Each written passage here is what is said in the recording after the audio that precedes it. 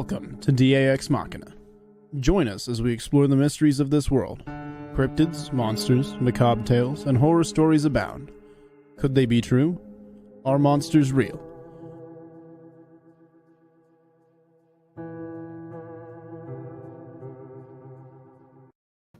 Good evening, folks, and thank you for joining us for another edition of DAX Machina. Joining us tonight is my brother from another mother, Robbie. Robbie, how you doing, brother? Good, DA. How you doing, man? Doing good. Robbie Raines is joining us from South Carolina, the great state of South Carolina. You can tell by his accent. And Bigfoot Michigan Rob is joining us in the house tonight. He's going to be talking about some of his experiences, both paranormal and cryptid related. And we're just happy to have him. We're not going to have him for very long. He's got a commitment on another show in about an hour. So we've got him for about 45 minutes to 50 minutes. So let's make the most of it. Rob, tell us a little bit about yourself and let's just jump into this. Yeah, thank you, DA, first of all, for having me on. I respect your show. I love your show. I can't be in chat all the time, but I do watch in the archives, and they are free, everybody. They're free, so go check them out. Yeah, DA, I am, BMR, Bigfoot Michigan Rob. And, getting right into it, Bigfoot Michigan Rob was kind of how I like to tell people how I even came about that handle, I guess, for YouTube, because I never intended ever to have a show on YouTube. I never intended to be in back of a microphone, in back of a camera. In 2018 of June, I had a Bigfoot encounter, and it was quite traumatic. And you know what? I wanted to put it on video somewhere. YouTube I always used as a platform for myself to watch music videos. So I said, well, you know what? I got to record this because I had to get this out of my system because I just had to expound on it. So hence Bigfoot. I saw a Bigfoot. My name's Rob. I live in Michigan. So Bigfoot Michigan Rob developed. I had to make that to make the video. And that was my goal. Put out a video and be done with it. And I made the video maybe less than a year after my encounter, and I was just in back of the mic, or I was in back, not even a mic, it was just a laptop, and I was talking about my encounter. And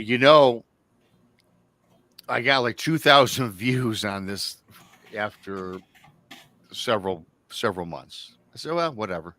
Still not my thing. I was still trying to figure out what it was that I saw. So that's how the Bigfoot Mr. Rob came about. Because I've been asking people, should I change my name? They said, no, Rob, as of today in 2022, no, Rob, stick with the name. It's cool. We know you. Go with it. So Bigfoot Mr. Rob's not going away.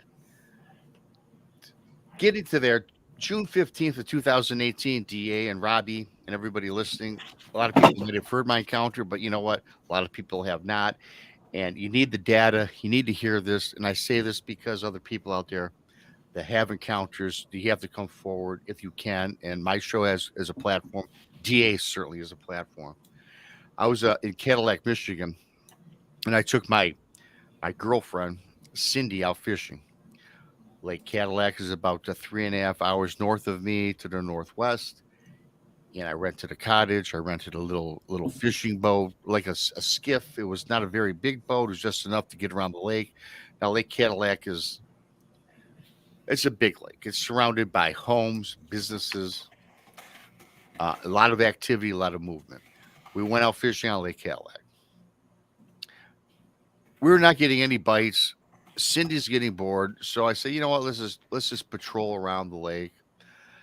Again, big lake. Go on Google Maps. I don't know the acreage, the gallonage, the size. Check it out. It's huge. We run in this canal that I went through the canal, led to another lake, which was called Lake Mitchell, which is connected to Lake Cadillac. Now, I end up on Lake Mitchell. Now, Lake Mitchell, a sizable lake, less buildup, less homes, less businesses. Still, it's populated. I travel southwest. I tried to find some place where it was very, where there was no traffic, no boaters, no homes and stuff. So I found an area. I found a cove. So that's it. I set shop there. We started drifting in this cove. It backs up to the Manistee National Forest in Michigan. So it was beautiful. It was the lake, and you look directly into the woods. Beautiful. So I'm setting up my gear for Cindy and myself, and I'm looking down, and I'm drifting 90 feet from shore. And Cindy says, "Hey, Rob, someone's throwing rocks at us." And I'm like, "Okay, Cindy, let me." I looked at the shoreline. Now, on the shoreline, DA, Robbie, to everybody listening and watching in chat, the tree line drops right into the lake. I mean, there's no sandy beach, there's some rock formation, but it's almost like tree line, you fall into the water. I know some places like that. You know, it's it's like a 90. It's like boom. So I said, hey, baby, it's probably some bait fish jumping around. And then I said, which is cool. Let me get back to put our tackle together. So again, I put my head down. I start working on our bait. 40 seconds later, Rob, somebody's throwing rocks at the boat. Now, I do that. I look up. I look to shore. Nothing there. Cindy, please let me get our tackle situated. Then I can look with you towards shore. I assure you, there's nobody there. After I say that, for whatever reason, I happen to look up and I see something falling. You know, it was a beautiful, bright sky. It was blue, no clouds, and I see some object now falling from the sky. Falling from the sky. And it lands about 12 foot in front of us. And I realize it's a rock about the size of a baseball. So I get up to look at Cindy and say, "Hey, Cindy, you were right. There's something going on here." But when I look to Cindy, who's on to my right, now Cindy, it's the middle of summer. As I said, it's June 15th of 2018. June 15th, 2018. She's got a pretty nice tan, looking good, head to toe. DA, that tan was ghostly white, and her face was asphyxiated at the shoreline. I look at it. I'm like, wow, what's up with that? So I look to shore. We're about 90 feet from shore, and I see this, and I always tell the story the same. It looked like a creature. It looked like a human. It looked like a person with Down syndrome, but it was about 9 feet tall, covered in reddish brown hair from head to toe. The front chest was gray. The face was gray, but it looked human. It looked like a humanoid, but a human. And it looked, again, I always say Down syndrome, but it offset eyes. It just looked like a person, right? But an unusual looking person. Its arms were on its side.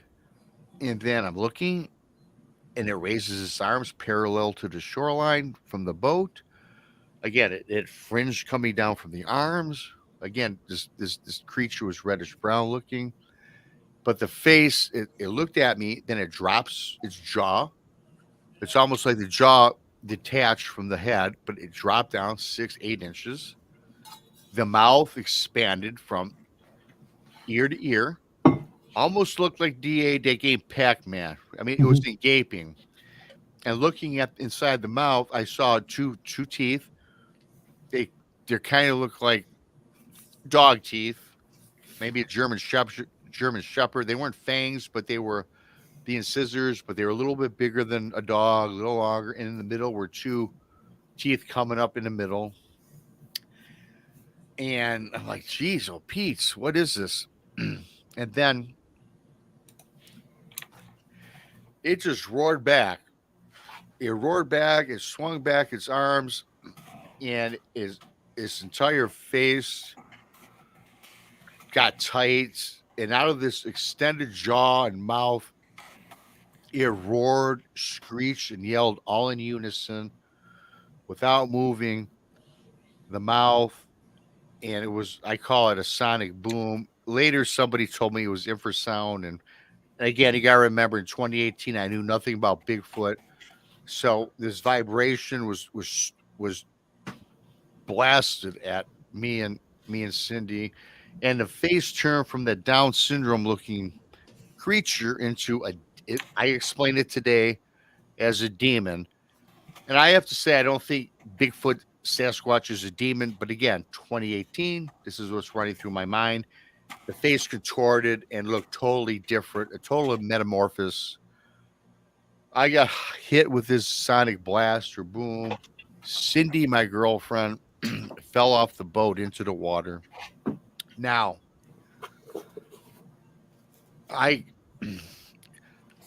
excuse me. Now, I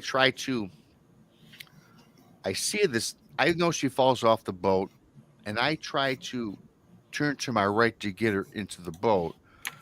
But now I can't move. I'm paralyzed, DA.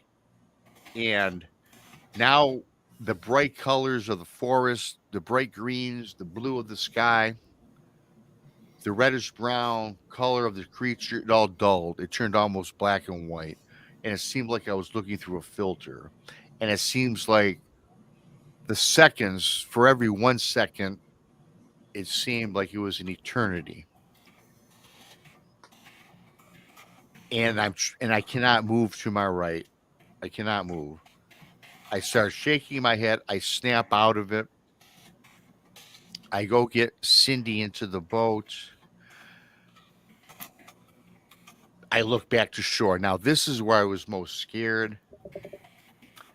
I do not see this creature on the shoreline. It's gone. I don't know where it is. I don't know if it's swimming towards us. I don't know what the deal is.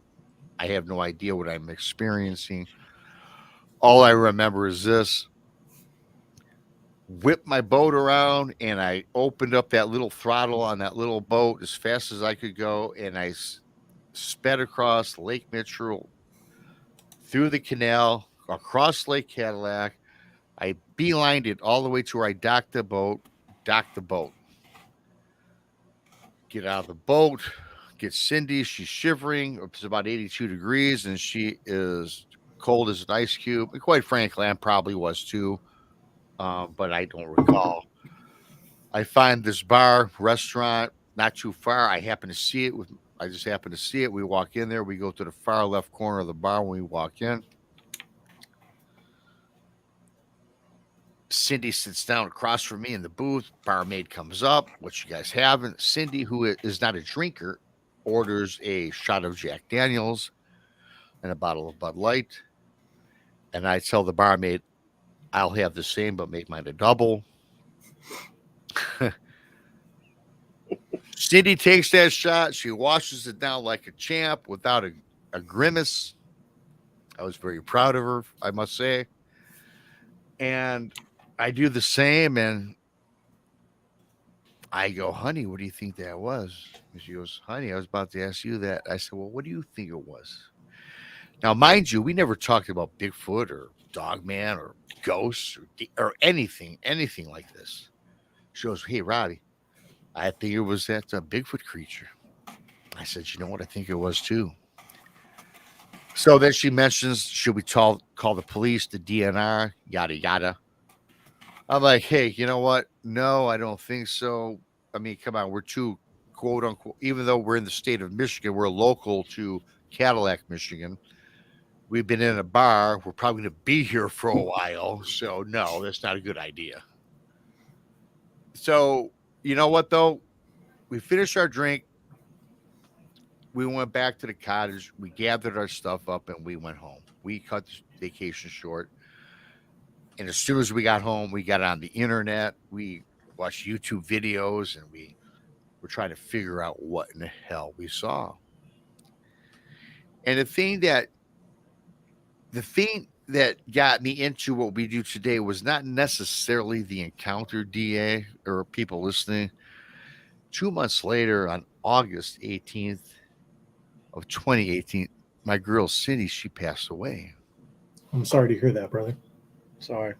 Thank you. Thank you very much. I've been telling the story for 4 years. I used to cry when I used to tell this story. Now I'm kind of have some closure.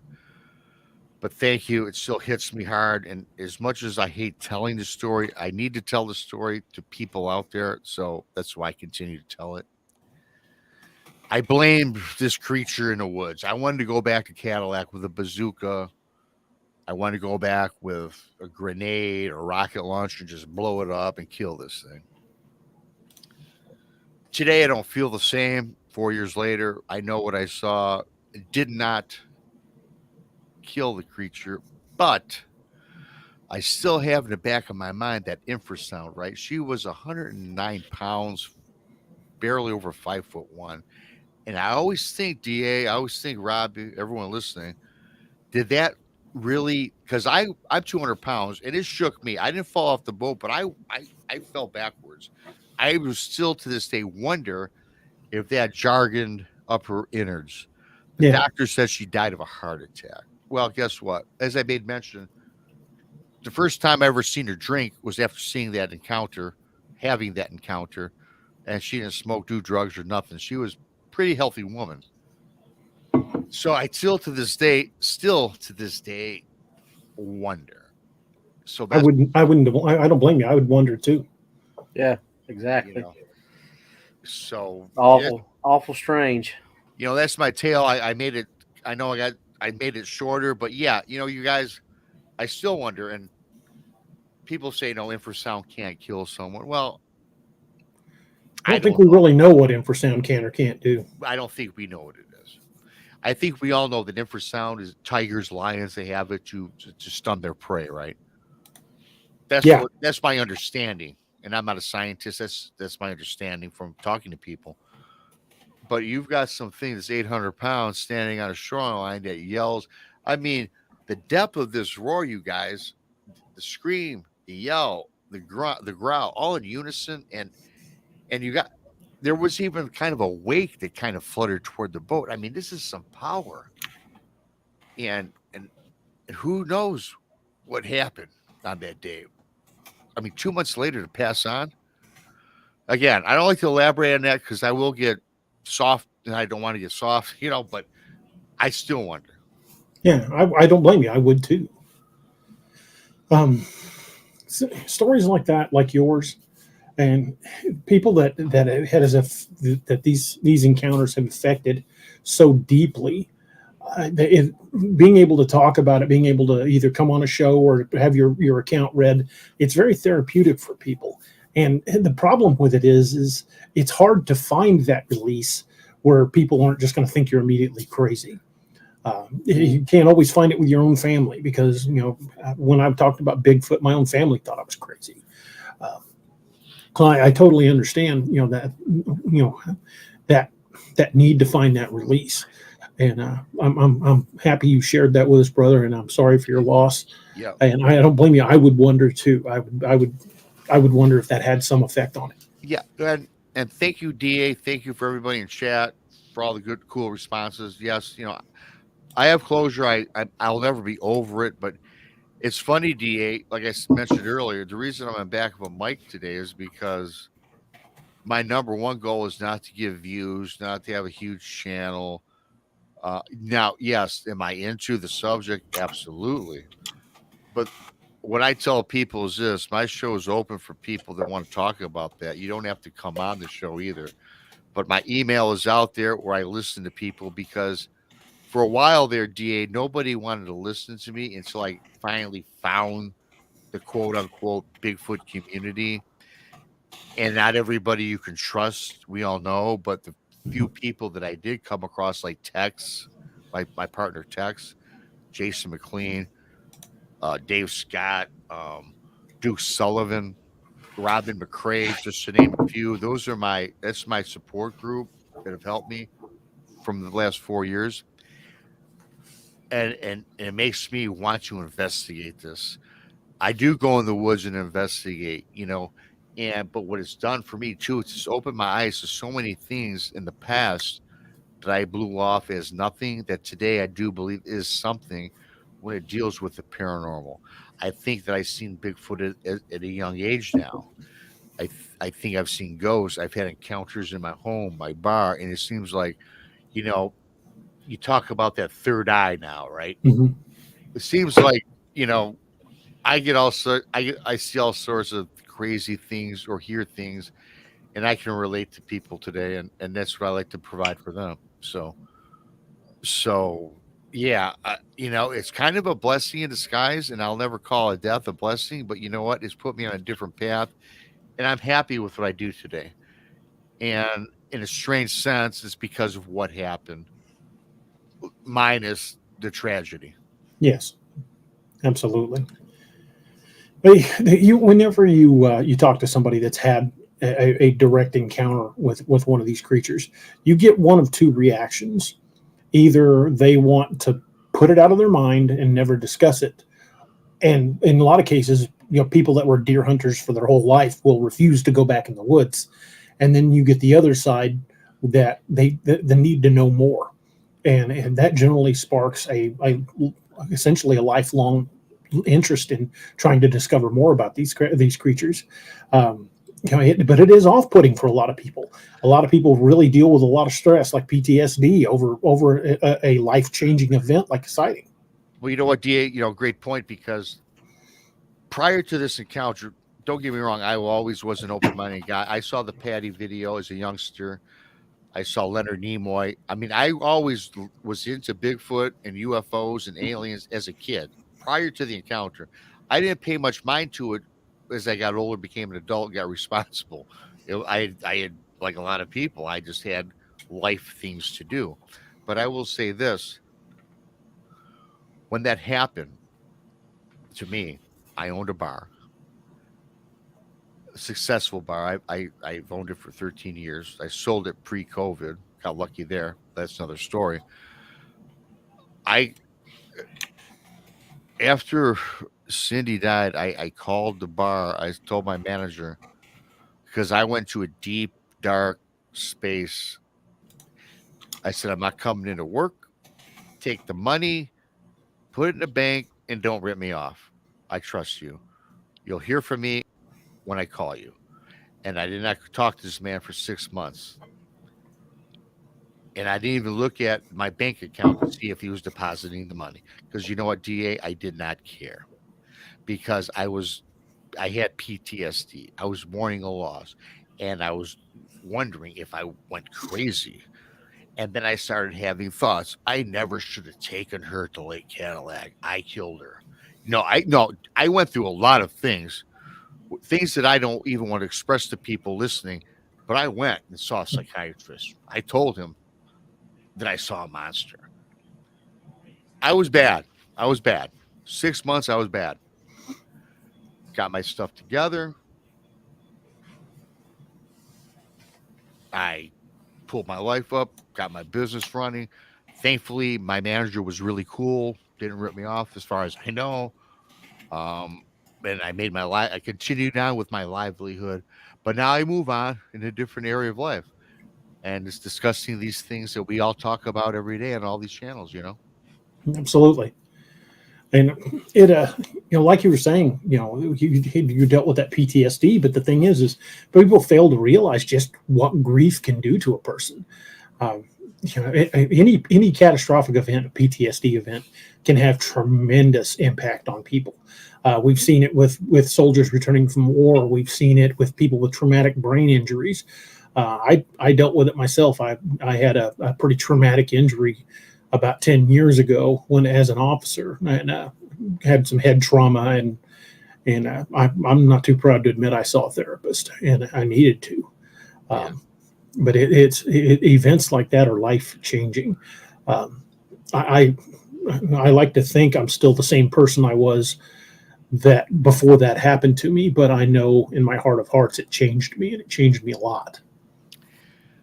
It changed me a lot, D, and I always express it. It changed me, and I'll tell you what. For whatever reason, I never even made mention of my encounter story that I sought therapy. I've never said that. Maybe I was too proud, but today I am proud that I did that, and I do like to express that to people, because I want people to know that you're not going crazy, and there's a place where you can go, and I think that's important. Absolutely. Not the accolades, not the accolades having a good channel, not being popular. I'm not doing this for popularity contest. Yeah, we all want to be successful in what we do, but my success strives from helping others and having them say, hey, Rob, thank you. And that's what I do, man. And now I do a little more research in my backyard. I go into the woods here and there when I can. I don't have a lot of opportunity now because, my dad died like 6 months ago, and I took Sorry to my hear that, mom. man. I took my mom into my house. Not that she can't handle it, but I don't want to be lonely, and so I don't go Right. on weekend expeditions. If I go away for the weekend, that's one thing. But what I'd like to do takes more than a weekend because Mhm. I'm not the weekend warrior type of guy. Because you're in the woods for 3 days. That's when activity starts at the end of the third day when you're going home. It always seems. That's what Tim Coonbo Baker said, that if you're going to go out any place, the first 3 days are basically the woods around you getting used to you, Yeah. and you won't even see any real activity until after that third day. I would like to be able to afford to outfit a camper and just go set up someplace in the back country, take a generator or whatever I need to take, and just spend a couple weeks out there. Nothing crazy. Hey, Anthony. Hey, brother. Thanks for joining us, bro. How you feeling, man? I'm all right, man. Hey, Anthony, what's up, buddy? Hey, what's up, man? Good to see you. Hey, Robbie. Anthony's a cool dude. Hey, Anthony, I was talking you up, man. I was giving you props for being a good He dude. sure was. What were you singing? I didn't hear it. You got to watch the replay, guy. You got to watch. Weren't your ears burning? No. No. I'm like, how come this guy keeps sending me text messages, man? I was about to I'm getting block stalked. No, you're a good guy, Anthony. I was kidding. I love you, brother. You too, man. You too. How's everybody tonight? Robbie, how are you? Good, brother. Where are you at now? Robbie? I'm in the shop. Oh, I was going to say, it looks I know, it looks different, doesn't it? Yeah, I'm like, wait a minute. I had to have my own identity instead of just sitting in my recliner in a dark room. So, oh, wow. All right. I came out in the shop. I was I like, tell you okay. Right. Hey, real quick, too, not to, DA, getting back to what you said about a camper, that's a great idea because I had thought about buying some camper, $1,200, and taking it up north over the bridge. I live in Michigan. Up north, go like northwest, and just put it in the middle of nowhere and just set up cameras or whatever you got to do to set it up, right? Mm-hmm. I know some places out in let it sit there for a year, not even visit it, and see I'd, what happens. I know some places in the Mark Twain National Forest that are considered primitive campsites, but you've got to know where they're at. A couple of them I used as deer camps before in years past, and I could easily find myself taking a 4-wheel drive out there, setting a camper up, maybe putting a solar cell on the roof just to keep the minimal power to keep the refrigerator going, and just spend a month out there and see what I got. Yeah. Oh yeah, that'd be great. I had that idea a long time ago. I'm glad you brought it up because I was thinking the same thing. And we got what's 9:30. I got to cut off in 15 minutes. I tell you what, can I steer this a different direction? Because I would like. Sure, brother. I got an entertaining story that people fire it up. People probably like. I talked to people. I owned a bar for 13 years, and I sold it pre-COVID, right before 2020. Man, I sold right around Thanksgiving. But for 13 years, I spent time in this place, and I seen some things in here that I was questioning myself.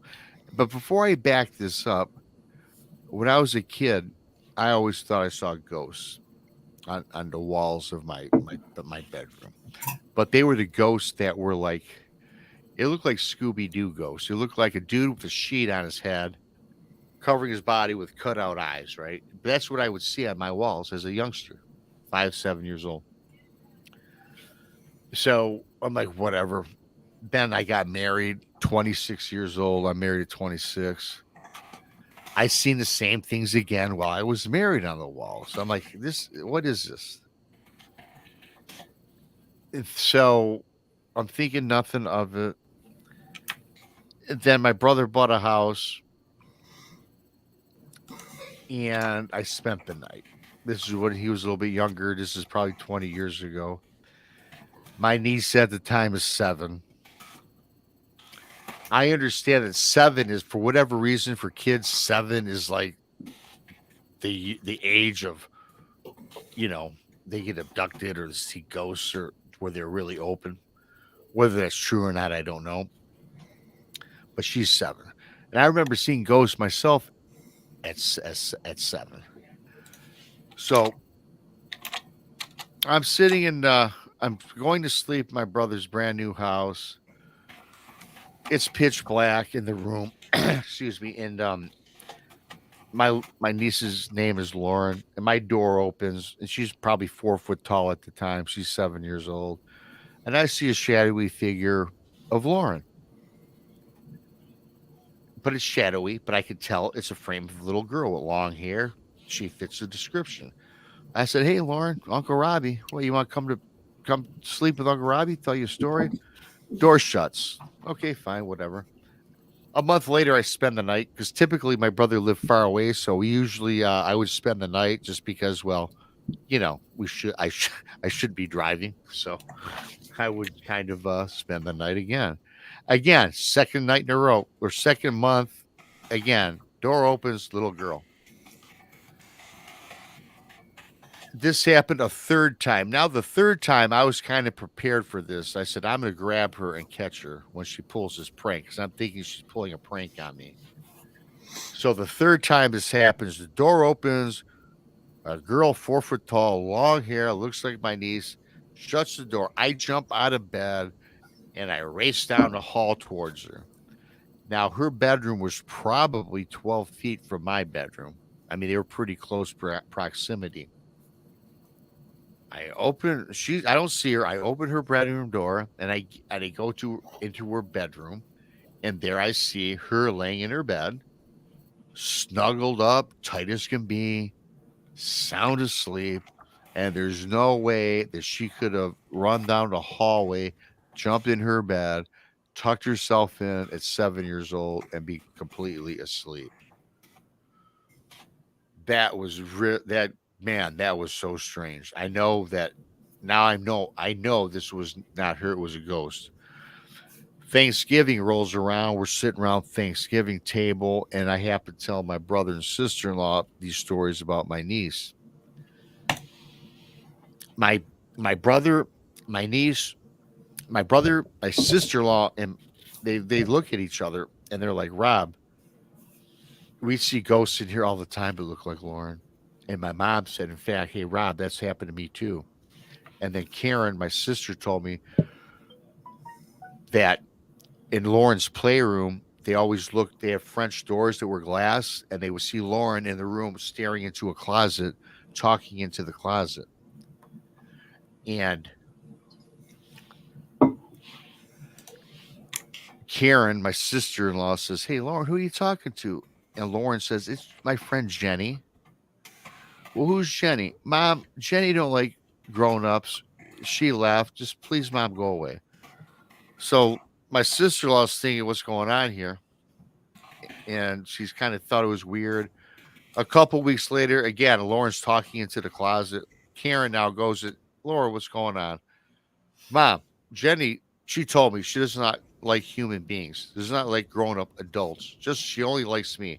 Karen says, why? She says, because the white man massacred her and her family. And Karen looks at Lauren and now is scared, thinking, my child is she crazy? I mean, she called up my brother on the phone, said, hey, Lauren's been seeing ghosts. Now she's telling me that people were massacred here, this and that. So my brother, he does a deep dive on this property where he lived. And as it turns out, this property 200-300 years ago was inhabited by the indigenous. And there was indeed in this area in the state of Michigan, Brownstown, Michigan to be exact, there was a massacre of a white man killed Indian people, indigenous people.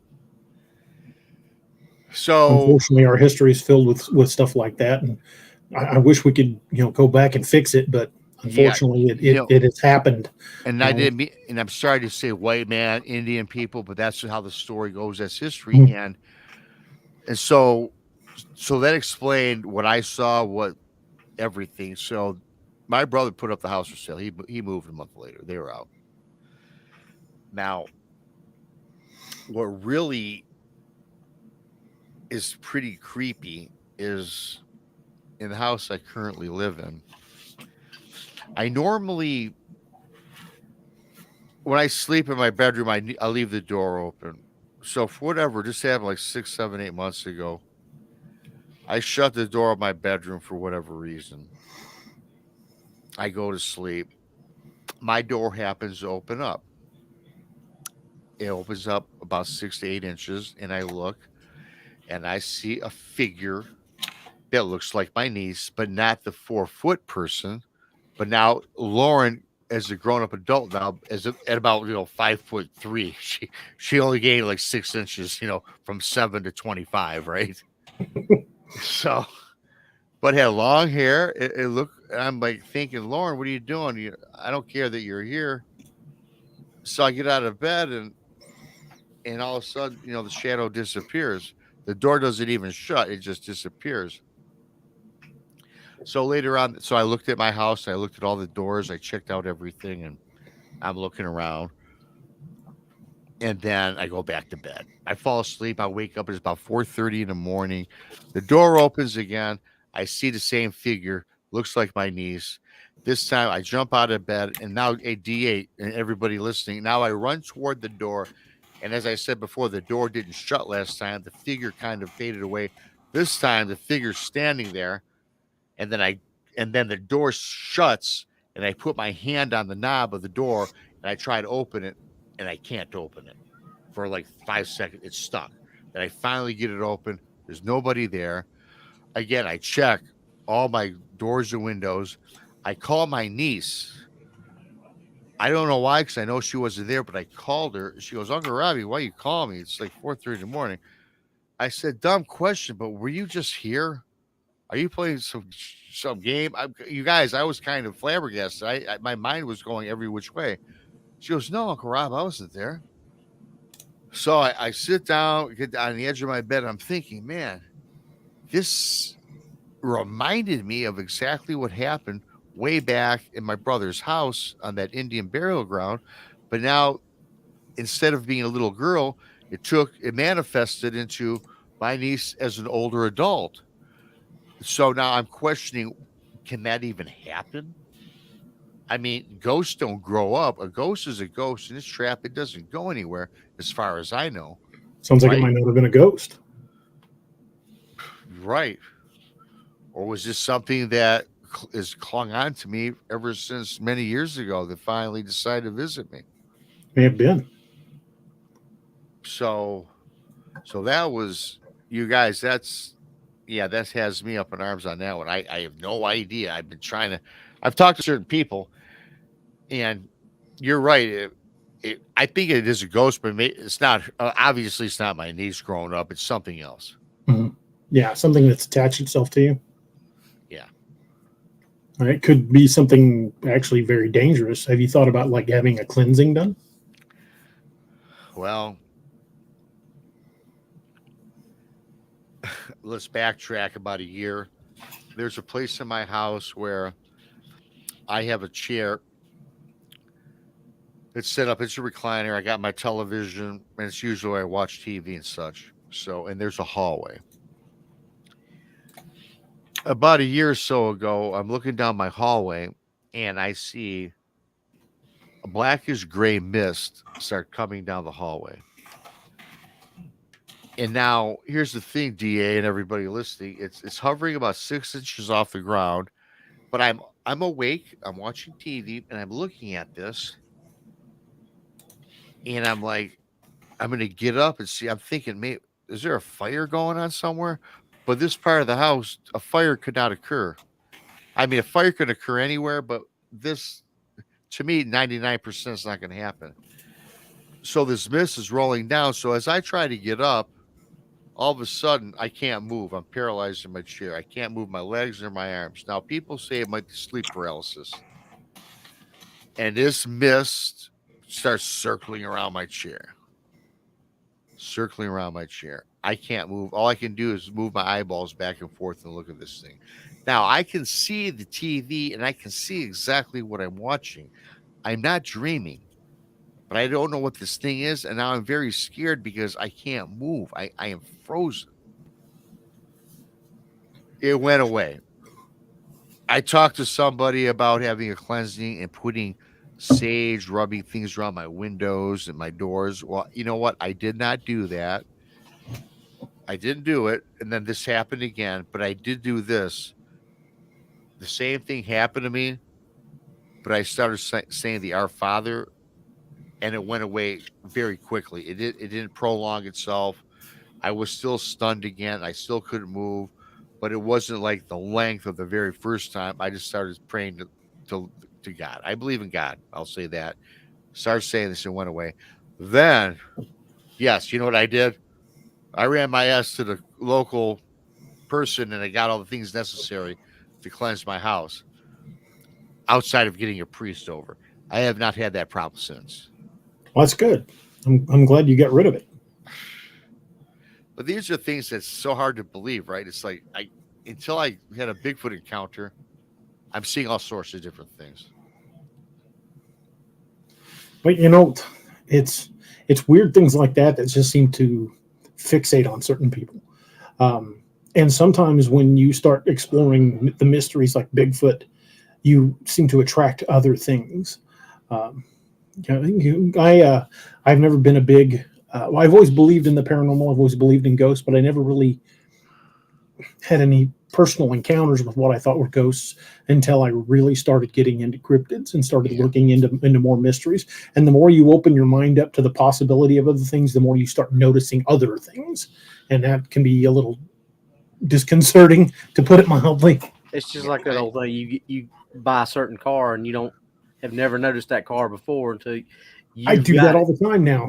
Yeah. That is the same way. I mean, once your mind is open, it can't be closed again. Mm-hmm. And it's funny you mention that, Robbie, because up until we had our minivan here just about this last November when we had the wreck, I never paid attention to certain types of vehicles. But then we bought a Nissan Rogue. I see those little bastards everywhere now. Mm-hmm. I'll point them out. My wife's like, "You're fixated on this type of car." I'm like, "No, I just see them all the time now." Yeah, it's just like I said. Once your mind is open, and Anthony, you and I talked about that. I mean, that's once you can't unsee things anymore. Once you see them for the first time. Yeah, and another thing too, I was talking to somebody and they said, once you have an experience that you realize you did have an actual experience, a friend of mine was saying that I would say a friend, a person that I communicate through via what we do today, right? So that that could be marked. They say once you have a Bigfoot encounter, you could be marked. That's why a lot of people see them more so than others, because your mind is now open to it. Right. So yeah, I agree exactly what you said, Rob. Yeah, when my dad passed 2 years ago. When he passed, I was holding his hand, and I got an electric shock when it went through. It went through my whole hand, up my arm. It freaked me out. And DA knows, and Robbie doesn't know, but DA knows that I don't. If it don't bleed, I ain't messing with it. I don't deal with ghosts. I don't spirits, demons. I'm out. See you later. I'm gone. If I buy a house and they tell get out, I'm out. I'm not staying there. But now everything, when I'm in trouble or if I need help or I need guidance, and it sounds weird, I still talk to my dad, and I get little signs, man. Little signs pop up, little things that I notice that are him, telling me it's going to be okay. But the weird thing is me getting shocked when he passed. It's like something went through me, the Holy Spirit, or I'm not, his soul. I don't know. It just freaked me out a little bit, and I notice it now. Everything that I do, and I ask for help with him, and I talk to him about guidance. He's always there, no matter what. So yeah, it's a connection. And I agree, because I've learned so much from that. It's so funny that I was just started out as a Bigfoot guy, but now I'm into everything. The rabbit hole. They don't lie when they say once you investigate, the rabbit hole opens and it deepens.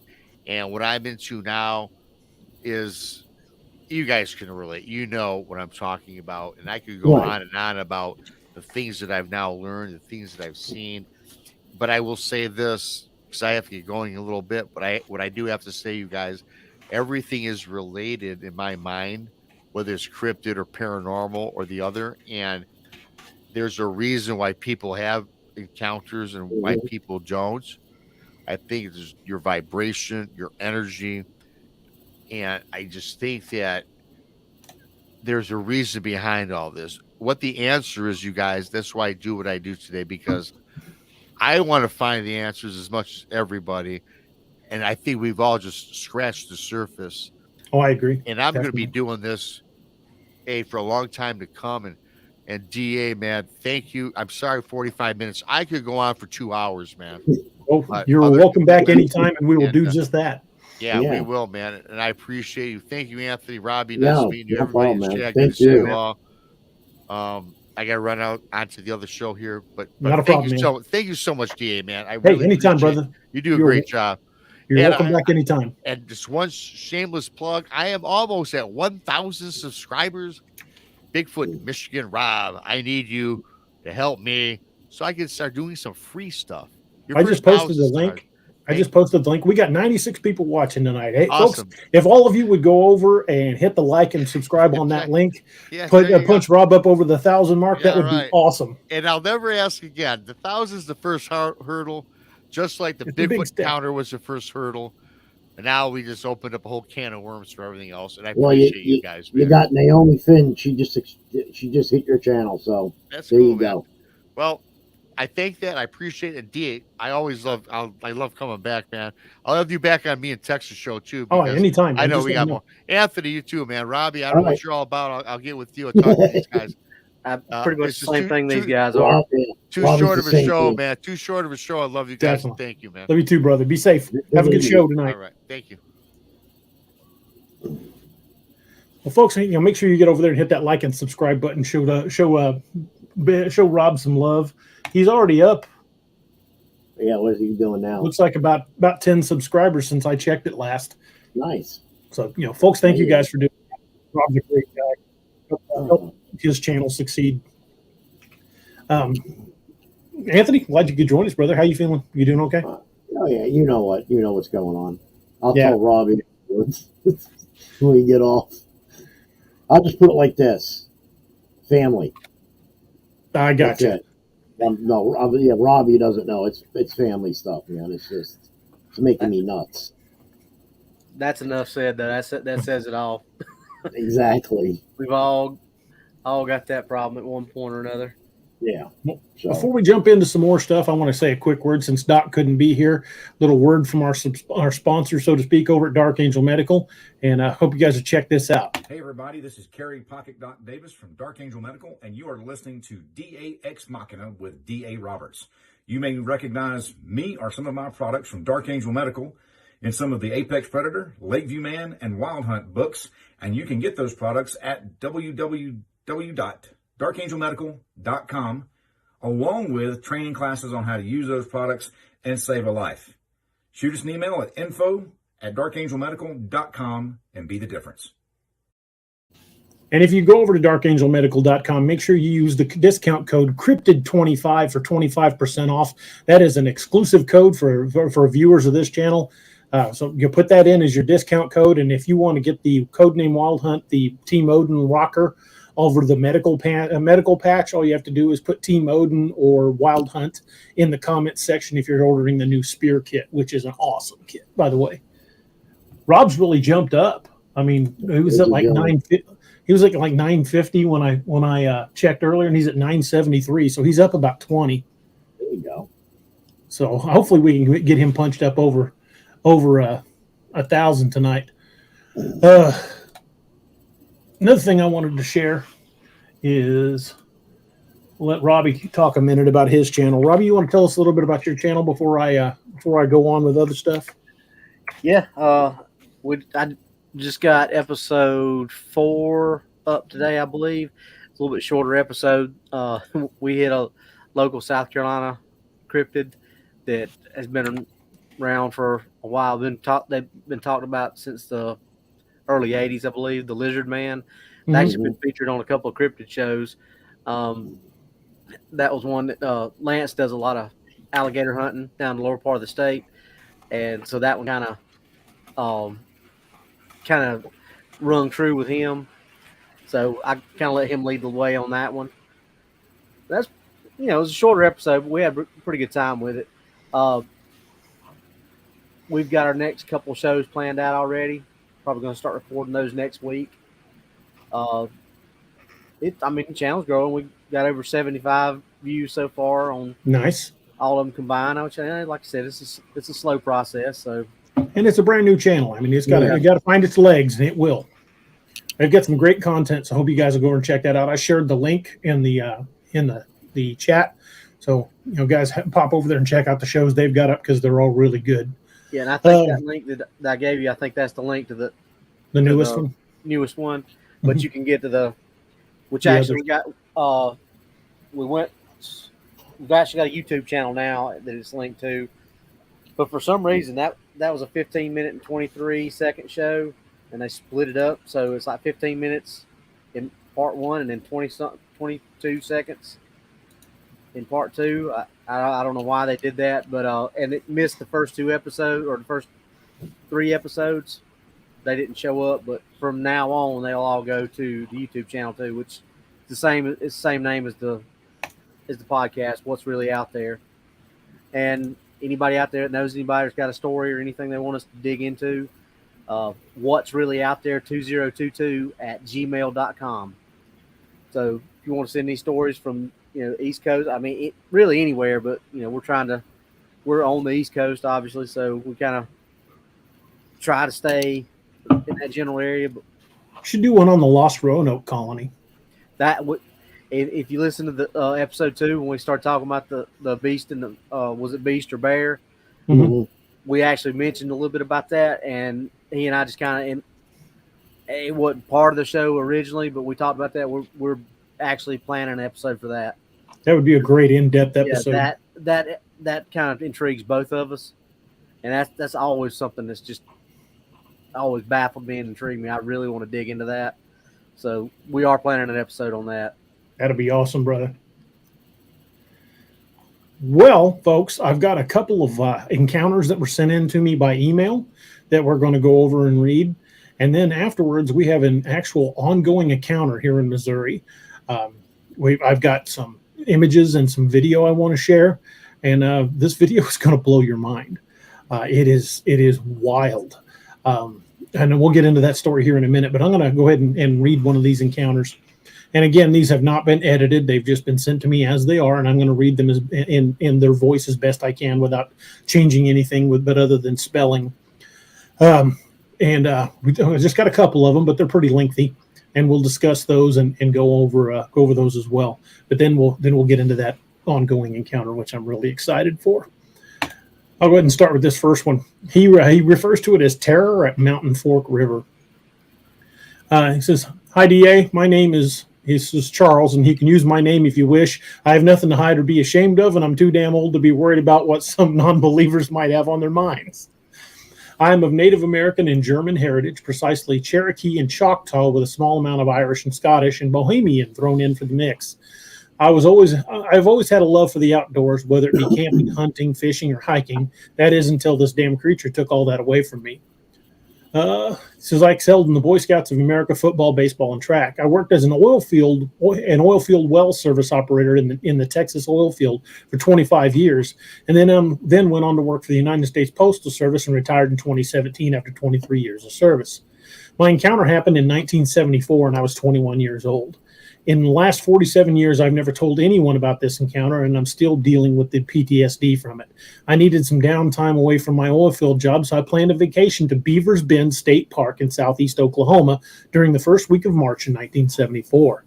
My pregnant wife, of 6 months, and I had planned to tent camp on the Mountain Fork River below the dam on Broken Bow Lake for 4 days.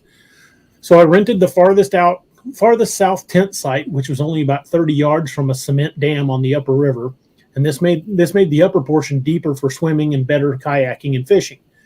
We had just beautiful weather with lows in the low to mid 50s and highs of 65 to 70 degrees. The first 2 days were just terrific. We had fresh fish for breakfast and dinner both days. On the morning of the third day, I got up at 5 a.m., made a pot of coffee. There we go with the pot of coffee. Bigfoot and coffee go hand in hand. Here we go again. I had 2 cups and then grabbed my tackle box, rod and reel, and a 5-gallon bucket to put my catch in. Then I walked down to the cement dam where I had fished the previous 2 days. This morning, there was about an 8-mile-an-hour breeze blowing in my face from the southeast. The sun was just starting to rise when I made my first cast, using an inline single spinner 1-ounce lure called a schister lure, white with black dots and a white horsehair skirt over a barbless treble hook. That's good detail. After fishing for about 25 minutes, I had a 3-pound smallmouth bass and two rainbow trout of about 2 pounds each. I had planned on catching one more fish and then call it quits. As I made my next cast, the lure hung up behind me on what I thought was a tree limb. So I turned, looking up to see where my lure had caught in the limb, but all I could see was a wall of cinnamon brown hair about 6 feet from me. My lure had hung up on the upper left chest of something that I didn't know existed. It was at least 11 feet tall and 5 feet wide across the shoulders and somewhere between 1,100 to 1,200 pounds. Its biceps were as big as my waist, and I had a 32-inch waist. My eyes moved up to its face. It had a conical-shaped head. The eyes were as big as a Coke can and red. It was looking down at me and snarling. Its teeth were as big as a horse's teeth and had only slightly pronounced eye teeth. The head looked to me to be about 2.5 times the size of mine. I couldn't move. I could feel and hear a very low growl that seemed to rattle my bones, with a pressure all over my body that I can't explain. At this moment, I truly believed that my life was over, D.A. I couldn't speak or scream, but I remember thinking, oh my God, I'm so sorry for hurting you. Then, like turning off a light switch, everything went black and I passed out. I believe that was about 6:30 a.m. When I woke up, my watch read 7 a.m. I felt like I'd been drained of all my energy and I had a terrible headache. I sat up, shaking uncontrollably, looking around, and saw that my tackle box had been smashed flat. My rod was broken into 4 pieces, and the 3 fish that I'd caught were taken out of the 5-gallon bucket. After regaining my composure, I saw 2 footprints where that damn thing had been standing. I had a measuring tape, so I measured both prints. They were about 22.5 inches long by 10 inches across at the ball of the foot and 7 inches across the heel. I'll tell you right now, I'd never seen a footprint so huge. I was still shaking uncontrollably, and I just had to get the hell away from there. So I picked up all my crushed and broken fishing equipment and carried it to a trash bin where I disposed of it. I walked back to camp, poured myself another cup of coffee, and waited for my wife to get up. After she exited the tent, I poured her a cup of coffee, and she asked, how was the fishing this morning? I explained to her that during the night, someone had came into camp and had stolen all of my fishing gear. Man, she was pissed, but that was a lot better than me trying to explain to her what I'd actually seen and what had transpired down at the river. At this point, I was feeling so very lucky to still be breathing and alive.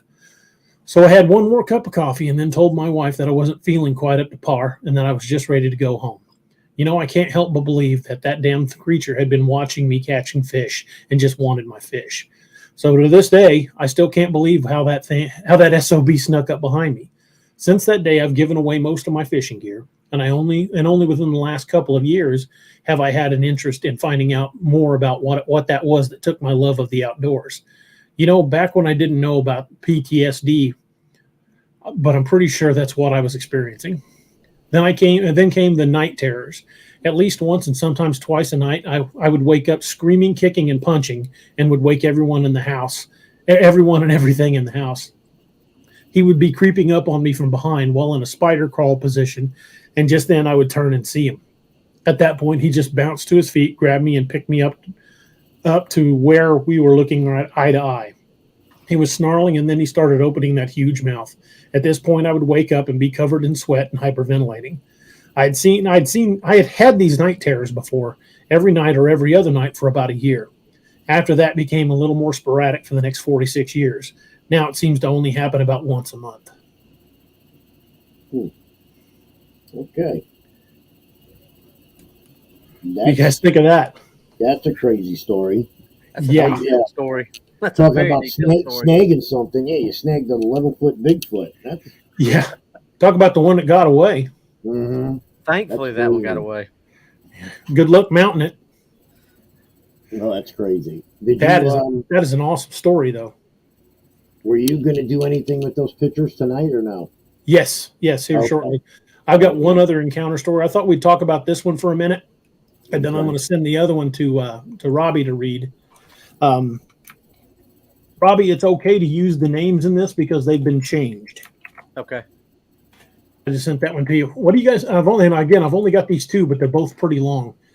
What do you guys think of that? I mean, I could picture it. I mean, I've been fishing along riverbanks a million times, and I've had that weird feeling like something was behind me in the trees. And generally, that's about the time I'd pick up my stringer and get the hell out of there. But I've had that feeling before.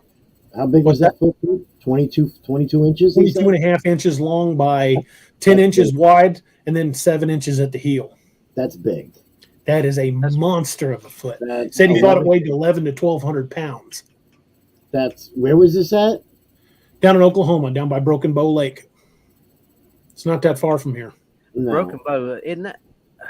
There's a lot of weird crap goes on down near Broken Bow. In Yeah. fact, we drive right through the Broken Bow area whenever we go down to It seems like I've heard on like several cryptid shows talking about that. It seemed like it was that the guy that was talking about he's a Native American, was down there fishing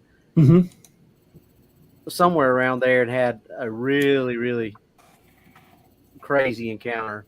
Well, I won't say it was Broken Bow.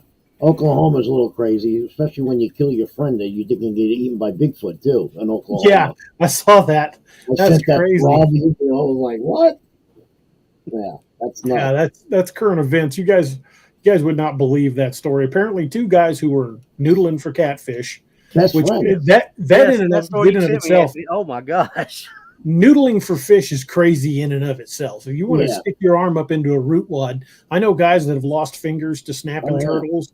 There was a guy that got bit by a cottonmouth when I was a kid noodling for catfish. That's just, there ain't no way in hell I'm sticking my arm up under a root wad for fish. I'll catch it with a hook, but I ain't sticking my arm under the bank. If I can't see it, nah, sorry.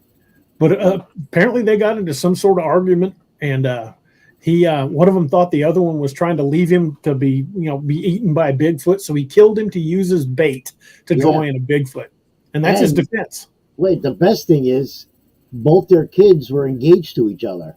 Yeah, the son and daughter, and they're best friends. These guys are best friends since they're kids. Yeah. I said to the DA, I was like, only in Oklahoma, folks. Right, and I said, Robbie goes, well, I'd like to sit in on that court trial. I was like, yeah, me too. I said, I wonder how this one's going to play out in court. Yeah. Good luck with that defense.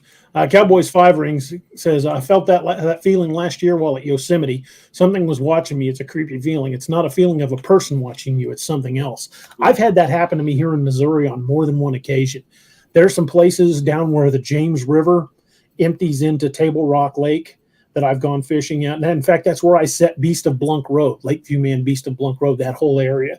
But that area is thickly wooded, and there's some places down there where you just get the heebie-jeebies when you're out there. That's true. I've gotten that feeling numerous times. Not just, I mean, even, you just get that, you get that spidey sense. You get that one little, something's going to go wrong, something's not right, and you just get that gut feeling. You're like, okay. So... Lene Perkins says the only noodling I'm going to do is when I'm eating pasta. Is that exactly? She's not wrong. There's no way I'm doing that. Zero chance. Well, you ain't going to be noodling down here in Florida, I can tell you that. No, you draw back a bloody nub when a gator bites it off. Yeah, when you have a gator on your arm is right. No, you ain't doing that down here. No. Jonathan Rossignol says the Bigfoot defense, not to be confused with the Chewbacca defense. Yeah. Castor Pollock says, I want to go fishing with the author. P.S. I had a 32-inch waist when I was 15. Yeah, I don't think I've had a 32-inch waist since I was in my teens. I'm a big feller. I mean, right now I'm a 39, 40 right now. But I can't say for sure he's in the audience tonight, but he did give me permission to use his first name. And he said that's been bothering him for the last 47 years. And I can see why. I mean, if something, he passed out, and when he woke up, all his fishing equipment was snapped and broken, had his fish taken. and you turn around and see something like that right behind you, something that big that will sneak up on you without making a sound, that's brown trouser moment right there. Yeah. That's one of the biggest weight descriptions I think I've heard. 11 to 1,200 pounds. That's big. Well, when we had was it trying to think of his name, Fred? Patterson Gimlin footage guy. Oh God. MK Davis. Yeah. When we had MK Davis on the show, MK Davis was saying from all the research he's done and from his eyewitness sightings that they are far more dense than we realize. He says, if you see one and you think it weighs 500 pounds, double it, and you're probably closer to right. Well, Fred said the same thing in Alaska. They're huge up there in Alaska. You know, Charles, thank you for sharing the story, brother. Appreciate it. Was that him? That his story? Him. Hey, Charles, thank you. Yeah, thank you for sending that in. Fred said the same thing when up in Alaska. He goes, you wouldn't believe the size of them up there. They're just massive. And I think the more north you go, the bigger they get. You know, it's just like anything else. Deer, elk, you know. You get deer up near Iowa. I know. This is just northern Missouri. I know. Where all that corn grows wild, those honkers get big. Oh, I know. Big corn-fed monsters. My uncle's got some pictures up there. They live right by you, DA. So he's got pictures of hunting up there, and they're just massive. Only problem with hunting in Iowa is one of the reasons I've never really wanted to make the trip is because you're only allowed to hunt with shotguns up there because deer rifles, the land is so freaking flat and there's nothing out there. That bullet's going to travel for a good long ways. So you're only allowed to hunt deer with shotgun. Yeah, I'll pass on that. Sorry. Well, the right shotgun, they'd probably pull it off all right, but I like my British 303 too much. Yeah, I'm not. And Charles, again, thanks for that story. That is freaking awesome. Yeah, that was a good story. And that just it resonates with me because like I said, I've had several times when I've been on a riverbank fishing and just hear something snap in the trees, or you keep hearing something move, and you just get the heebie-jeebies, and you know something's watching you, but you can't see nothing. That's the well. Look at the time. It's time to cut bait and get out of here. Well, it's like before my experience, I'd never felt that way. You know, I mean, I have, but not out in the woods. You know, because I thought I was the biggest, baddest predator out in the woods. There's nothing else bigger than you out there. Then after my experience, every little thing, my head was just like, whoop, whoop. I'm just, you notice everything. Everything is enhanced now if you go out. So. Yeah, it's like once you've kind of opened your mind to the possibility of those things being out there, it really reaffirms the notion that you are not the apex predator when you're out there. No. I mean, even when I'm driving now and I go past, where I am, I'm right by the National Forest. I'm always looking. Even when I'm driving, I'm peeking out a little bit, looking at the tree lines. I'm like, one day I might catch I don't know. People have done that. So Charles says, I didn't even know about Bigfoot back then. Well, that really would be a mind blower then. If you didn't even know have never even heard of a Bigfoot, because it was early 70s. It wasn't exactly a well-known topic back then. It was just one of those you occasionally saw an In Search of with Leonard Nimoy, or if you'd caught the Patterson Gimlin footage. But if he, having no knowledge of that thing and turn around and seeing it, that would be a butt puckering moment. Oh yeah. I kind of equate it with with that feeling, like if you go to the beach and you start getting out into really like chest deep water. Yeah, I know. And not me either. But you know what I'm talking about. You get out there and it's just that feeling of what. Hey, Doc is here. With me. Oh yeah. Doc, how the hell are you, brother? Especially Florida, man. Better late than never. That's right. Yeah. Crystal McGee is in the house. She said that's how it is certain evenings at her house. They're having some interesting activity. I need to consult with somebody before I say too much more, though. Is that what we talked about, DA? Yes. Okay. Doc, how are you? I'm tired, brother. How you doing? I am tired and I'm just drained, man. I hear you, brother. But I'm here.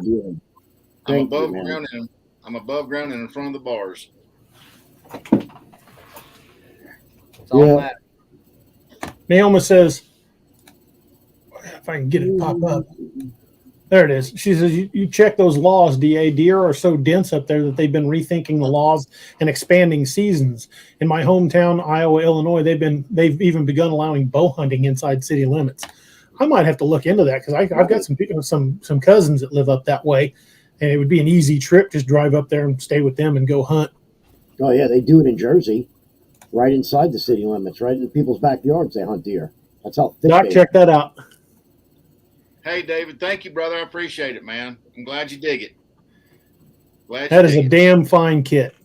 Yep, I'm pretty proud of it. You should be, brother. It took me 5 years to get it right. Did you catch any of the show before you popped in? No, I did not, brother. I literally got home and rinsed the nasty off and ate a quick bite and said, I'm going to jump on and hang out with y'all for a little bit. Well, we appreciate you, brother. Oh, man. We had a story sent in to us from one of our viewers about him fishing. And he went to cast and snagged something. When he turned around to see what he'd snagged, he'd hooked a Bigfoot in the chest. And it scared him so bad he passed out, and it basically snapped all his fishing equipment, stole his fish. That's the guy right there, Doc. He hasn't fished since. Oh, right on. He sent in the story and he's saying hello to you. Man, yeah, I don't think I'd be fishing there anymore. I'd let the Squatch out of that area. Yeah, It's all yours, buddy. Oh, was this your spot? Sorry, I'll see you. Sorry. Well, look at the time. My bad. My bad. Hey, everybody, thanks for the kind greetings. Oh man, yeah, that's scary right there, dude. I mean, Heck yeah. We've only got. Yeah, I quoted you. I said that was a brown trouser moment. Absolutely, absolutely. I got a big one. Oh shit. Yeah, that's like shake it out of the pant leg when you wake it up. Yeah. Like what the hell is it caught on you? Yeah, like hey. Ooh, mercy. Said it was like 11 feet tall, probably weighed 1,200 pounds. Yeah, I'd shit myself. A 22.5-inch track. Yeah. God almighty. That's huge, dude. That's a monster. Yeah. Yeah. It is. Let's do words of Snagglepuss. Having some Murgatroyd. Yeah. I'm crapping. Stage left even. Pooping even. Yeah. I'll be gone. That's why they tell you to carry a firearm when you're fishing. And people are, oh, yeah, just carry a 22. Nah. No, sorry. That's a big negative on that Ghost Rider. No, even when I go fishing now, I always carry mine with me. I don't care. Oh, yeah. I mean, I've been stopped. They're like, what are you doing? I'm like, I'm fishing. Oh, okay. They don't think anybody knows the law. You're like, I'm fishing. I can carry this. Oh, have a nice day. Kidding. Yeah, I don't think I own a firearm that I would want to take on a 1,200-pound beast with. I'd be like, hey, here's some fish for you. I've been catching these for you. These are for you. Yeah. See? Please don't eat me. Yeah. I don't know. I might let the SOCOM talk to it a little bit if I was far enough away. Yeah, SOCOM it still might be a brown trouser moment if it's trying to get to you. Yeah, sure. It might be hanging out of the window, SOCOM, in the truck as you're driving away. That's about it. Fish tailing as you're heading down. Yeah. Yeah, there will be no closing distance with the enemy on that one. I'll be doing it from a standoff, that's for sure. My reactionary gap would be like 3,500 yards. He said his wife was 6 months pregnant at the time. Can you see yourself laying down suppressive fire while trying to shove a pregnant woman in the truck? No. Mercy. Oh, I'd have left the camping equipment and everything else. That's really big, man. I'm sorry. That's crazy big. I mean, the one I seen was, I'd say it was close to about. Northwoods has got a good point. Yeah, it was big, the one I seen, but not as big as that. That's crazy. Yeah. Northwood says I could just see a DNR officer asking someone who is fishing why they're carrying a 458. SOCOM. You know what my reply would be? Have you seen the size of these snapping turtles out here? Yeah. There's some big snakes out there. What are you talking about? Last time I was out here, I hooked freaking Nessie. The best is with that one. What is that from Young Guns, when he comes out of the cave and they're on the peyote. You see the size of them chickens? Yeah, And he shoots the shotgun You out. guys. Yeah, I love that. I love that movie. He does that with the shotgun. Why you carrying that 458 SOCOM? America. Yeah. I would What are just you say- hunting? What are you hunting? Nothing. Just survival. I would have said, you see the size of these Bigfoot out here? Why aren't you carrying one? Man, You would have just stopped the conversation right there. You'd been like, what? Lord have mercy. Yeah. I can see why he doesn't fish anymore. No, I don't blame you. I don't And blame you. that was down on Broken Bow Lake in Oklahoma. That area's got a lot of crazy stories coming out I mean, of there. you give a Bigfoot a nipple piercing with a treble hook, and it's time to get fucked. Damn you, Doc. Sorry, brother, I didn't even catch you mid. That was a good one. Whoa, I think they're spitting coffee out my nose. That was a good one. It's definitely time to get further from that place. I'm That is not even almost going to touch that one. Now I've just got this image of Bigfoot with a nipple ring. Yeah, me too. Well, one doing this. Like the guy on Waterboy. Yeah. Armor Oh, Yeah. dang you, Doc. You can do it. Oh, I dang near spit coffee all over my keyboard. My bad, brother. My bad. Yeah, that came out of left field. I didn't even expect that one. That was Hooter good. Transport says now we know what kind of fishing lure to use for a Sasquatch. It just kind of came to me. I don't know. What's the throwback limit on one?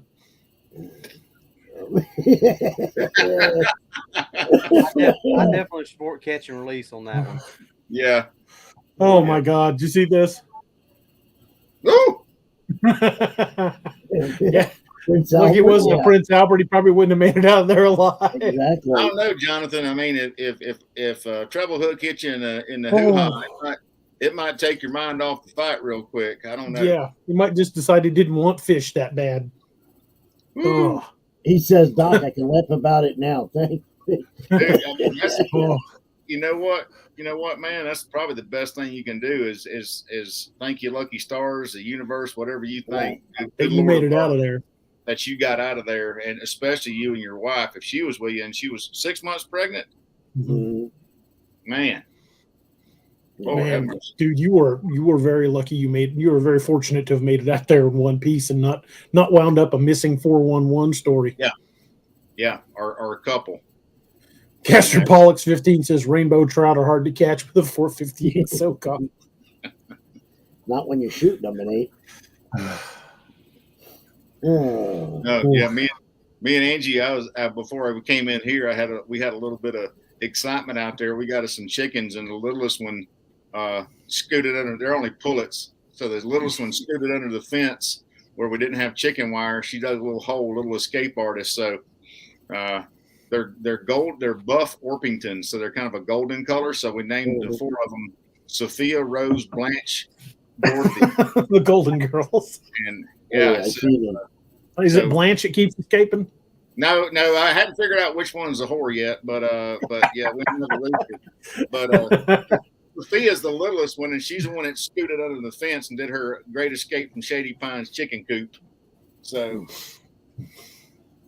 Lord have mercy. Yeah, so we was out there chasing a chicken around a freaking. Charles, thank you again for sending that encounter in. That is just an absolutely We're awesome not laughing. story. Yeah, we're not laughing at you, man. We're just, Yeah, we're the stuff that I encountered and the stuff that Robbie encountered. I can just imagine because I know what I went through. Yeah. So I could completely envision that. Like I said, Right. I've been on the riverbanks here in Missouri and had that feeling there was something in the trees behind me.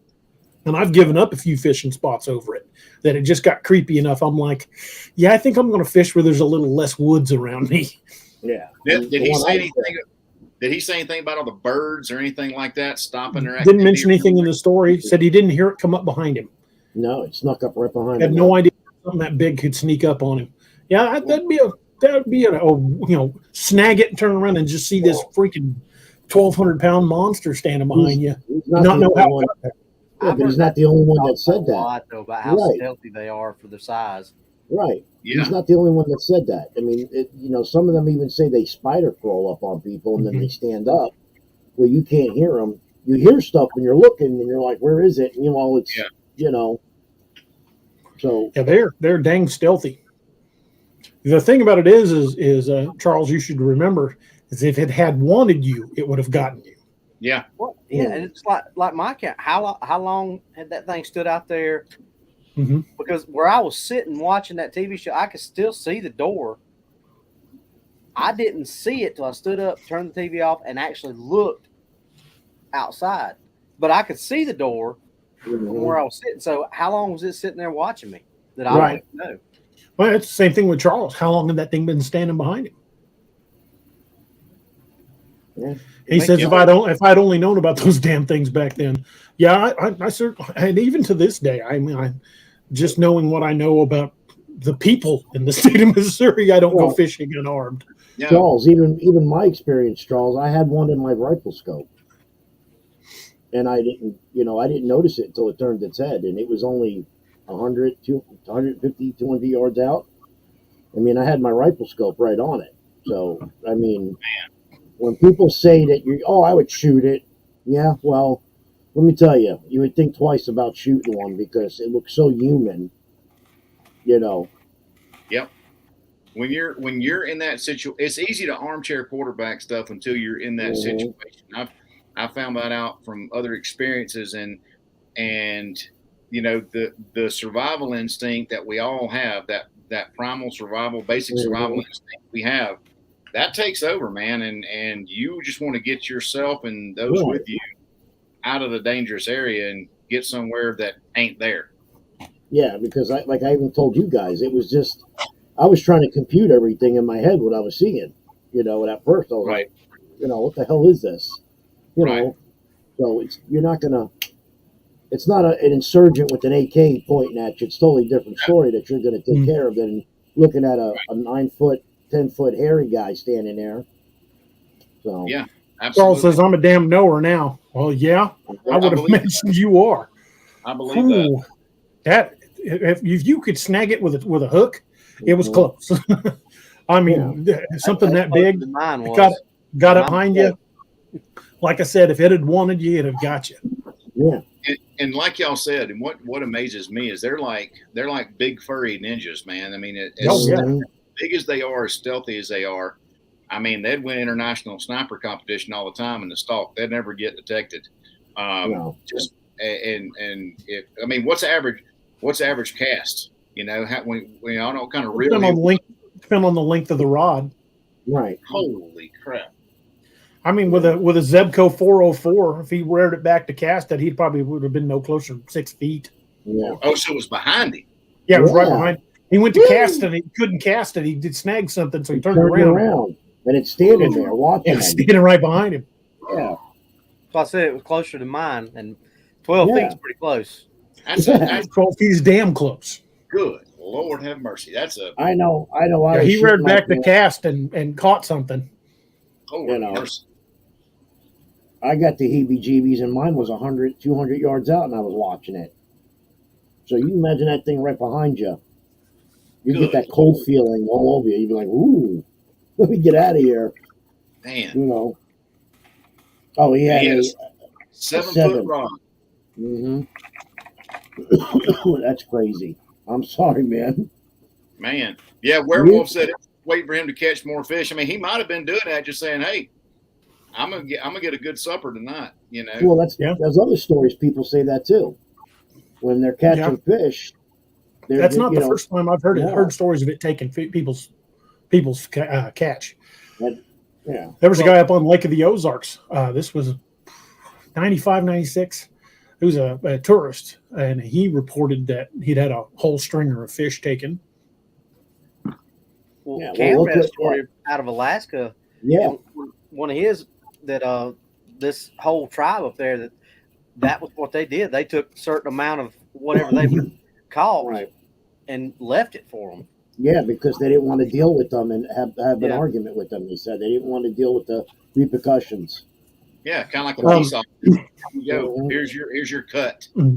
Yeah. Well, look what happened to Fred. It was at fish camp. Protection money. Fred had his encounter. We don't tear your colony up. Fred from Alaska had his experience right at fish camp. Yeah. They were fishing. Yeah. Same thing. What was it, 3 of them that surrounded his cabin? I mean, come on. At least 3. And as aggressive as those are up there up north, you know, I mean, they probably saw that as a severe encroachment on their hunting grounds, you know, Probably. grounds. And they were like, nope, not today. You got to get out of here because this is our area. Yeah, So, but the best thing Charles is- said I had a 7-foot rod. yeah. And that's So- those territorial things we're talking about, because isn't it up there mostly up there where you see the trees driven in the ground as territorial markers? And up in south? Alaska, Yeah. they found those here in Missouri and in Oklahoma. Oh, okay. Wow. And Florida now. Florida has some too, they said. Yeah. But tell you what, brother, if I saw a tree upside down in the ground, I mean, yeah, I think I need to be somewhere else right now. yeah, adios. Yeah. Well, let's go ahead and do that other encounter story, because I'm really kind of excited about getting to the ongoing encounter. And as a little bit of a surprise for y'all, it looks like one of the people involved in this story is actually going to join us. I didn't think we were going to have that at first, but Really? this is going on a friend of mine's land, and his wife is probably going to join us here in a few minutes to tell us awesome. firsthand. So I didn't think that was going to happen at first, but yeah, it looks like that's Cool. it looks like that's going to happen. Him and his wife will both probably pop on in a few minutes. Right. So let's get that other encounter story done, then we'll bring them in. All right, you ready? Shoot. All right. I have taken great pains to change names and some small details in this story, but I assure you that what happened is all true. If any of the people involved are still living, they have suffered too much already. The last thing in the world I would want to do is add to their struggles. I finally got some therapy to help me deal with what happened. I definitely wish I had done it sooner, but I was raised that therapy was for spoiled, fragile, rich people. That's just not true, and I hope that my 4 friends from childhood did the same at some point. It has helped me, and they deserve the same. None of us deserve the hell we went through. This event happened in 1974. We were all just kids at the time, and we boys thought we were big, tough kids. Of course, now I know that we were just children. We knew nothing. We were all about 12 to 13 years old at the time. We boys all went to the same school and lived in the same neighborhood, and all of us thought we were the cool kids. We were the good-looking, cocky young guys that weren't afraid of anything. We were at the age when your reputation and looking tough was everything. Almost every day after school and dinner, we were done, we'd meet and walk around our little town. God, we were cocky boys. We walked around like we owned the town. You would probably have labeled us mischief makers. We were little brats that egged houses and soaked windows every year before Halloween. We were the kids that rang doorbells and ran. It was not at all uncommon for us to play the pranks or get in trouble because we upset one of the neighbors. I think we all drove our parents up a wall at times. It was all relatively harmless stuff, but still a nuisance to some people. The types of things we did back then are probably less common today because kids have so much to entertain themselves and stay inside more. My own kids and grandchildren were angels compared to me, and I'm grateful for that. On one particular night in May of 74, we boys were feeling pretty rambunctious. It was just a few weeks before we were out of school for the summer, and we were all talking about things we wanted to do that summer. Our town was small, but at that time we didn't think any of us didn't think we understood how small that was. So on this night in May, in a small town, 5 young smart-ass boys went exploring. Behind our houses, there were acres and acres of woods and creeks we used to go walking through, but that was all during the day. I don't recall us ever going through this area at night before, and I'm fairly certain that this night was our first time in doing this. We walked through the woods for a couple of hours at least. We just walked, cracked jokes, threw rocks, and climbed trees. I suppose at that age we had a lot of energy to burn off. This was also a Saturday night, and all of us were allowed out later when it wasn't a school night. We took advantage of every minute of it, and no self-respecting kid would ever go home before curfew. In fact, we always went home a few minutes late. Because our heads because in our heads we were the cool kids who didn't follow every rule. I remember that night too well. I remember that we were talking about the woods we were in. We were wondering what the history was in the area because of the things we discovered back there. We found what looked like old crumbling foundation of a few old buildings. Then we found a few caves. We went inside of those caves, but we didn't have any flashlights. And although none of us would ever admit it, I think every one of us was a little too afraid to go further into the darkness of the caves without lights. One of the boys said that the caves were probably connected somehow to the coal mining that had flourished in the town decades ago. We talked about coming back another night with flashlights to explore them. We had just started making our way out of the woods so we wouldn't get home too late when we realized that we weren't watching the time and chances that we would be late even if we hurried. So when two of the boys just stopped, we yelled at them that we were going to get grounded. They looked nervous and told the rest of us to shut up. They whispered that they heard noises and thought we were being followed by someone. The rest of us hadn't heard a thing, and we pushed the other two along. A few minutes later, we all did hear something, footsteps, and what we thought were grunts. I think it was grunts that really scared. I think it was the grunts that really scared us. We listened closely, and when it was silent, we told ourselves that it was nothing, that we were just scaring each other. We went on, but stopped again when we heard the footsteps. It was much clearer that time. Someone was out there. One of the boys had the bright idea to yell out and scream that all five of us would kick his ass.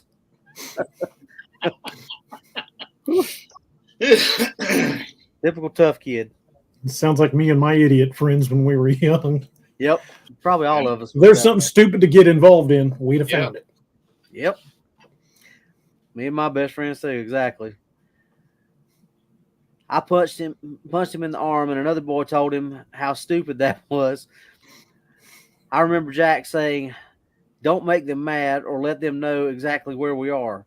We don't know if it's one person, it could be more."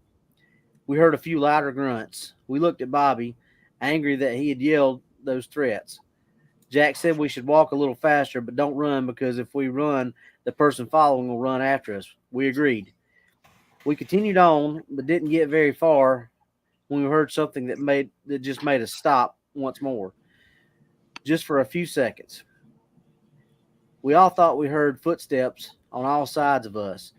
Bobby and I were arguing a bit because he wanted to run like hell, and I thought it would make matters worse.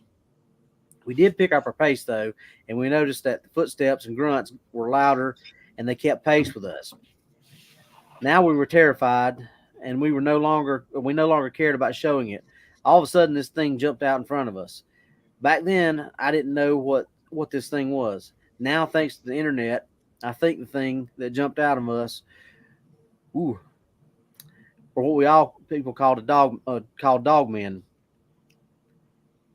What we saw were three very tall and thin creatures. They weren't just three big dogs. I know this because of how these things spent more time on two legs than they did on four. They had better balance on two legs than I thought possible for any four-legged animal. Dogs don't do that. And although animals do often work together in packs, they don't behave the way these things did. They reminded me a bit like illustrations of werewolves that I've seen, but not quite. My guess is that they were about 6 to 6.5 feet tall standing up. Their heads and faces reminded me of a Siberian husky, only with more black hair than a husky typically has. And the faces had weird touch of human-like quality to it. I wish I could draw to show everyone the bizarre mix of husky and human appearance that they had. All of us kids had dogs, so we know what dogs look like. We know what their teeth look like. These dog-like things had mostly, or maybe all, long, pointy canine teeth, bigger teeth than we've seen on any dog. I'll never forget the massive amounts of saliva that spilled out of their mouths.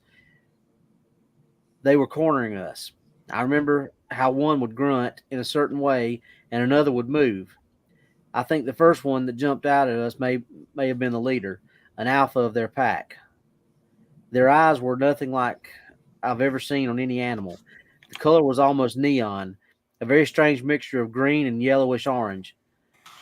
When the head moved, the eyes took on a more orange color, and if it moved again, the eyes then appeared more greenish. They were tall and thin and freakishly muscular. Their front legs looked more like arms with ripped biceps.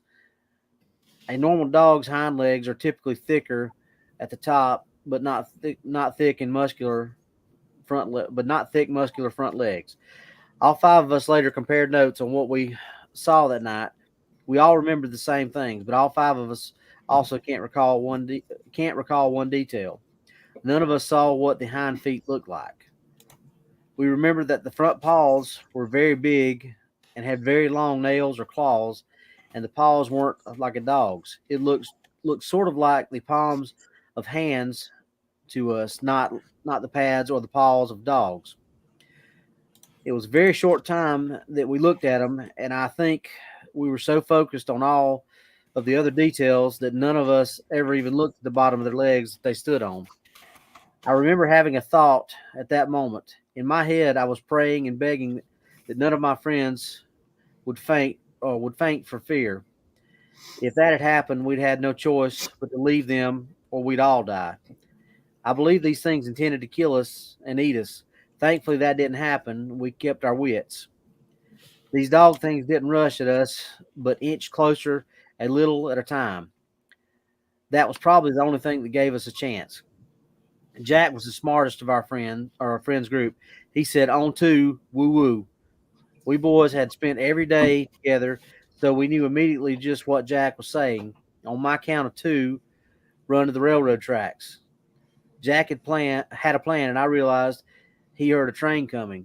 We were going to jump on the train and get away.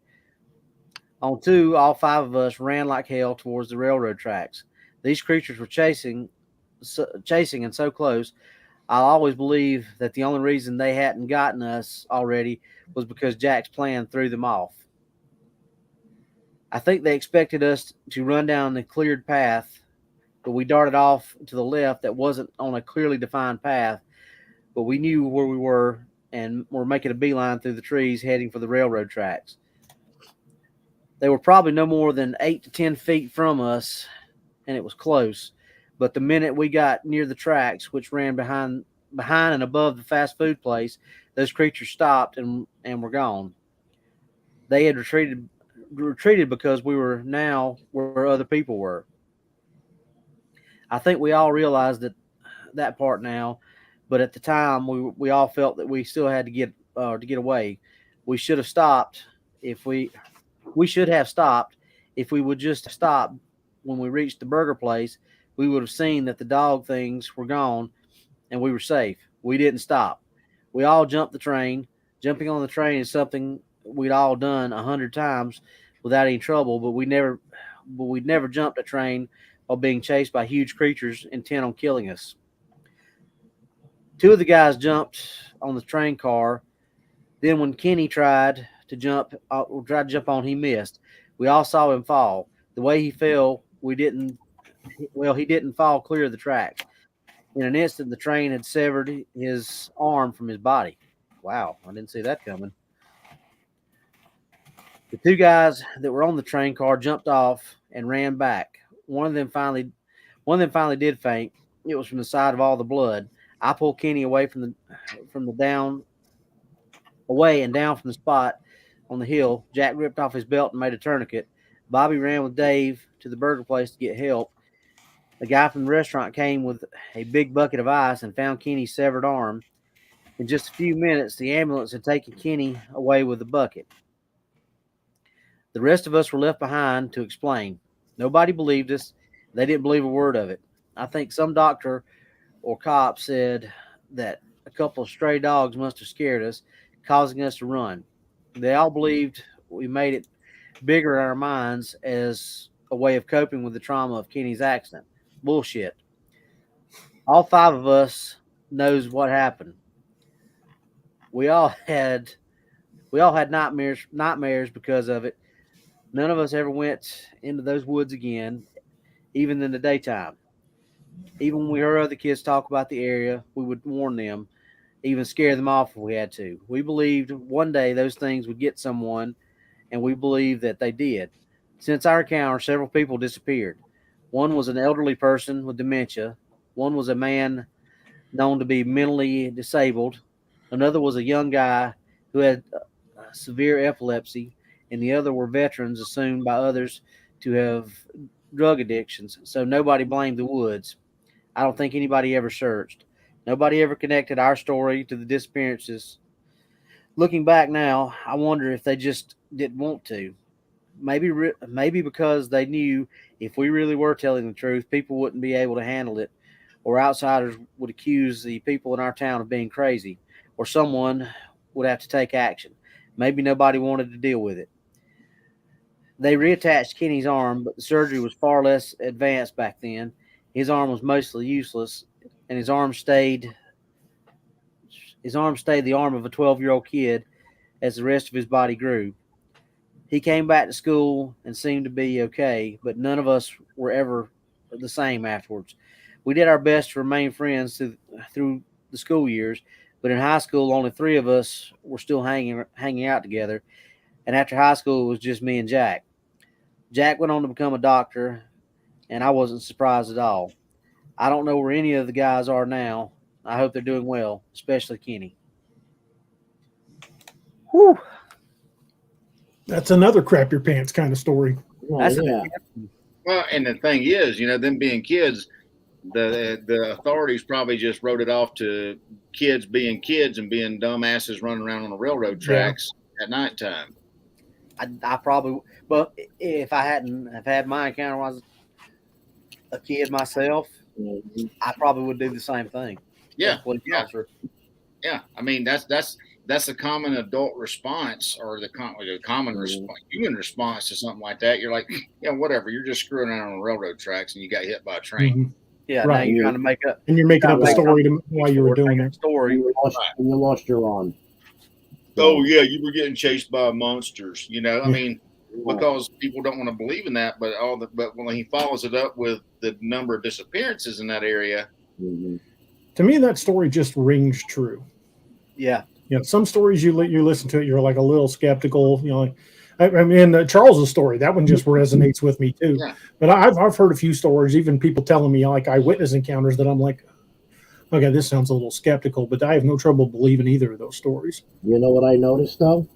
What's that? In that there was no coffee involved in that story. No, it was a Dogman story, not a Bigfoot story. Oh, that's right. That's right. Coffee, Bigfoot. Werewolf made a good point. Bring a med kit, man. That brings up. Dang sure, bring a med kit. That's a time and a place when a At tourniquet. least the kid was smart enough to make a tourniquet out of a belt. That's for that time frame in 1974. That's Oh yeah. That's smart. Yeah, that's amazing because you didn't have it beat into your head on television and YouTube and stuff like that back then about making a tourniquet. So that's Vietnam. That's Vietnam war jungle medicine right there. You're like, hey, what this? Yeah, forward thinking on their part. Well, I mean, glad they survived, but I mean, obviously, they're going to live with all that trauma the rest of their lives. Right, exactly. Well, I want to introduce the next segment. This last little bit that I wanted to introduce, this is an ongoing thing that's been happening to a family that I know. The guy involved is an old friend. We've known each other since God was a corporal. I mean, 83 or 84. His wife is right here waiting on camera, and he's in the background. It's Chris and Crystal McGee, and they've got some weird crap going on their property, and they even managed to capture it on video. So I'm going to bring them in and let them tell you guys the story firsthand, and we'll show the pictures and some of the video that I've been sent. So here they are. Crystal, thank you for joining us. Thank you for having us. I'm happy to have you guys. What's Chris doing? He's sitting right next to me, but he's a little camera shy. Hey, buddy.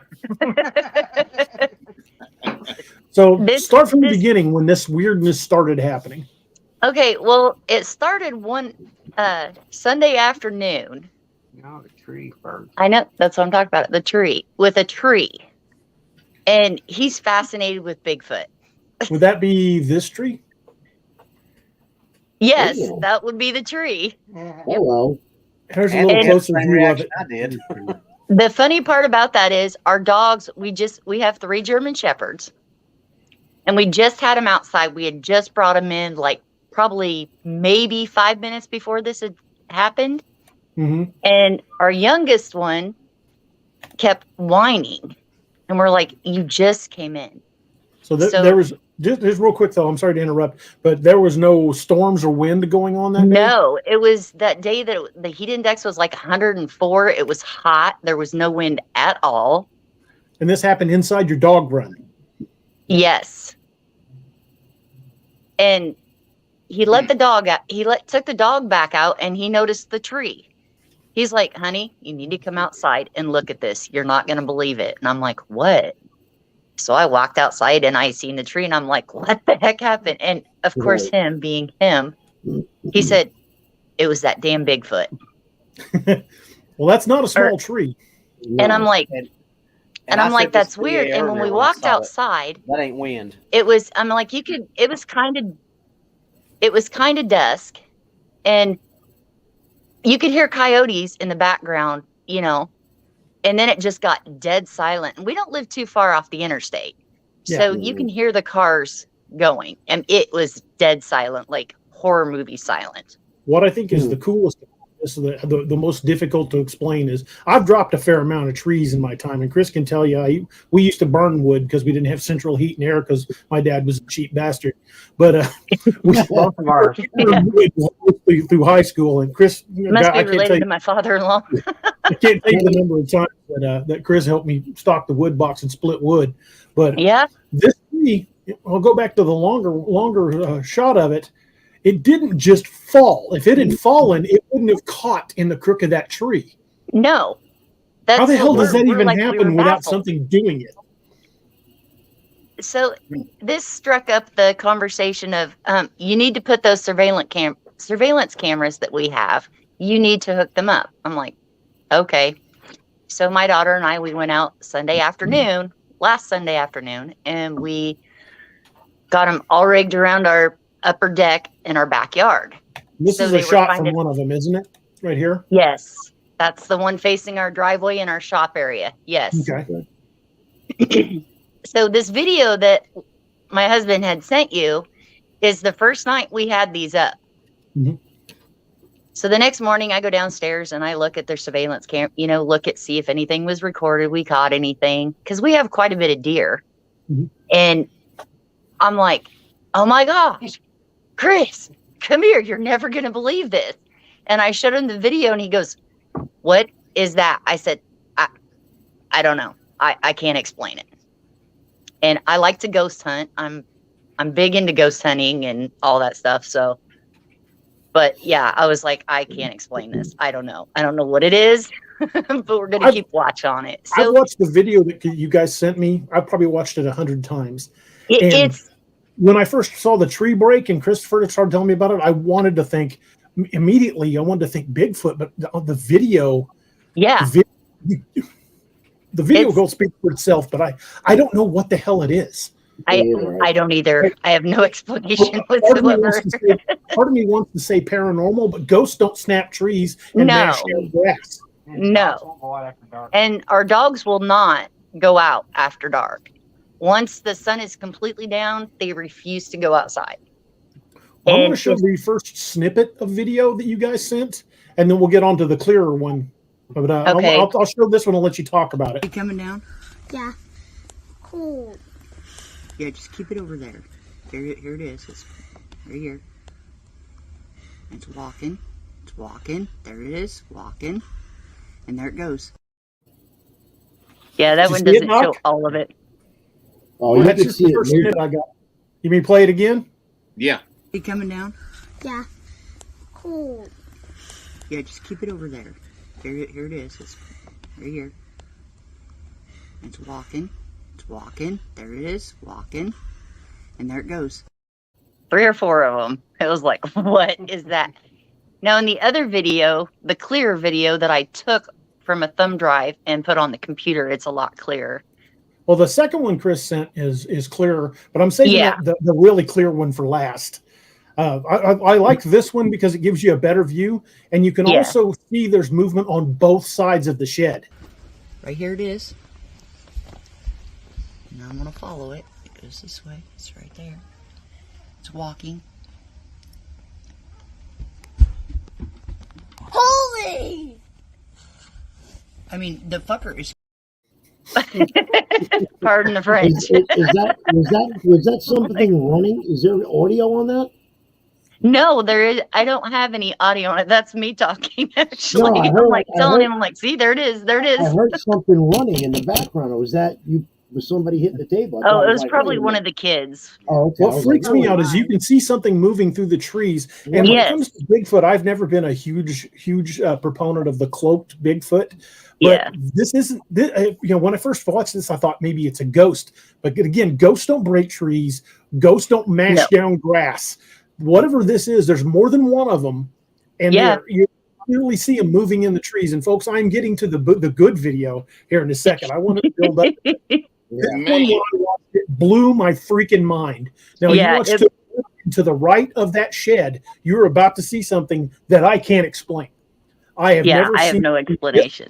Captured on video, and I've seen a lot of alleged ghost videos that people have posted online, but this is not something that has been set up for television. This came directly off the security camera, and they sent it to me, guys. Carrie, if you got something stronger to drink, you may want it. Yeah, watch this video because it is going to freak you out. You guys ready for this? Here we go. Do it.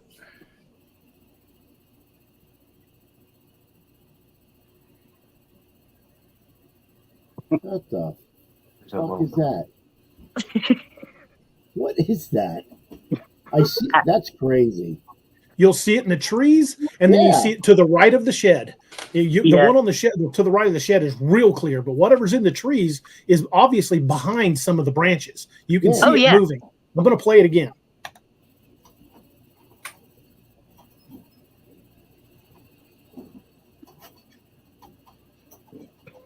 All right, freeze it. Go back. I can't freeze it. Okay. I can't do that on StreamYard. Man. You can share a video with them. Yeah, you can share the video with him. It was crazy. Let me see if I can pull that up on my video viewing program, now, and then I'll just share the screen. Have you found Give me just a footprints second. on the property at all, or no? Pardon? Have you found footprints on the property at all, or no? No, we went out to look, and we didn't see anything.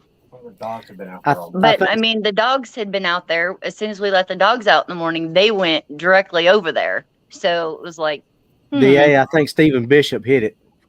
What'd he say? Look, predator. Predator. Yeah.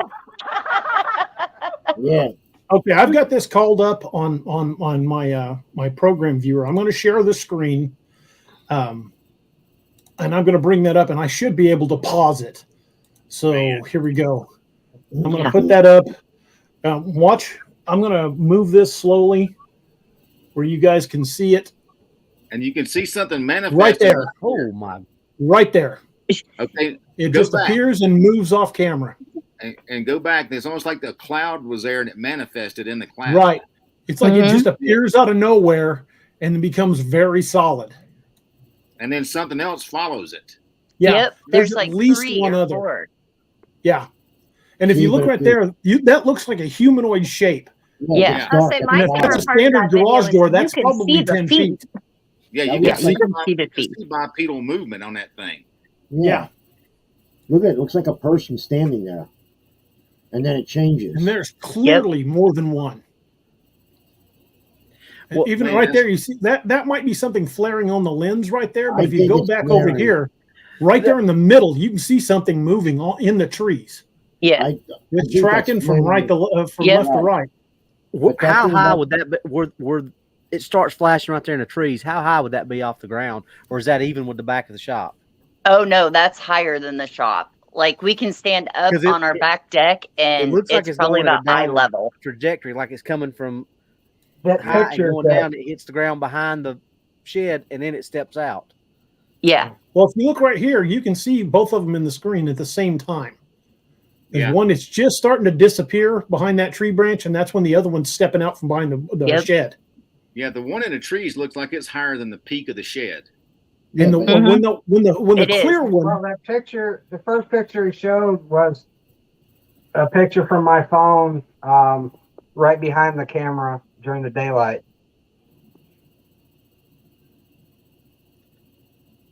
I just Man. love that you can see its feet. Yeah, you But can yeah, see it. and every night since then, we've gotten apparitions like that on there.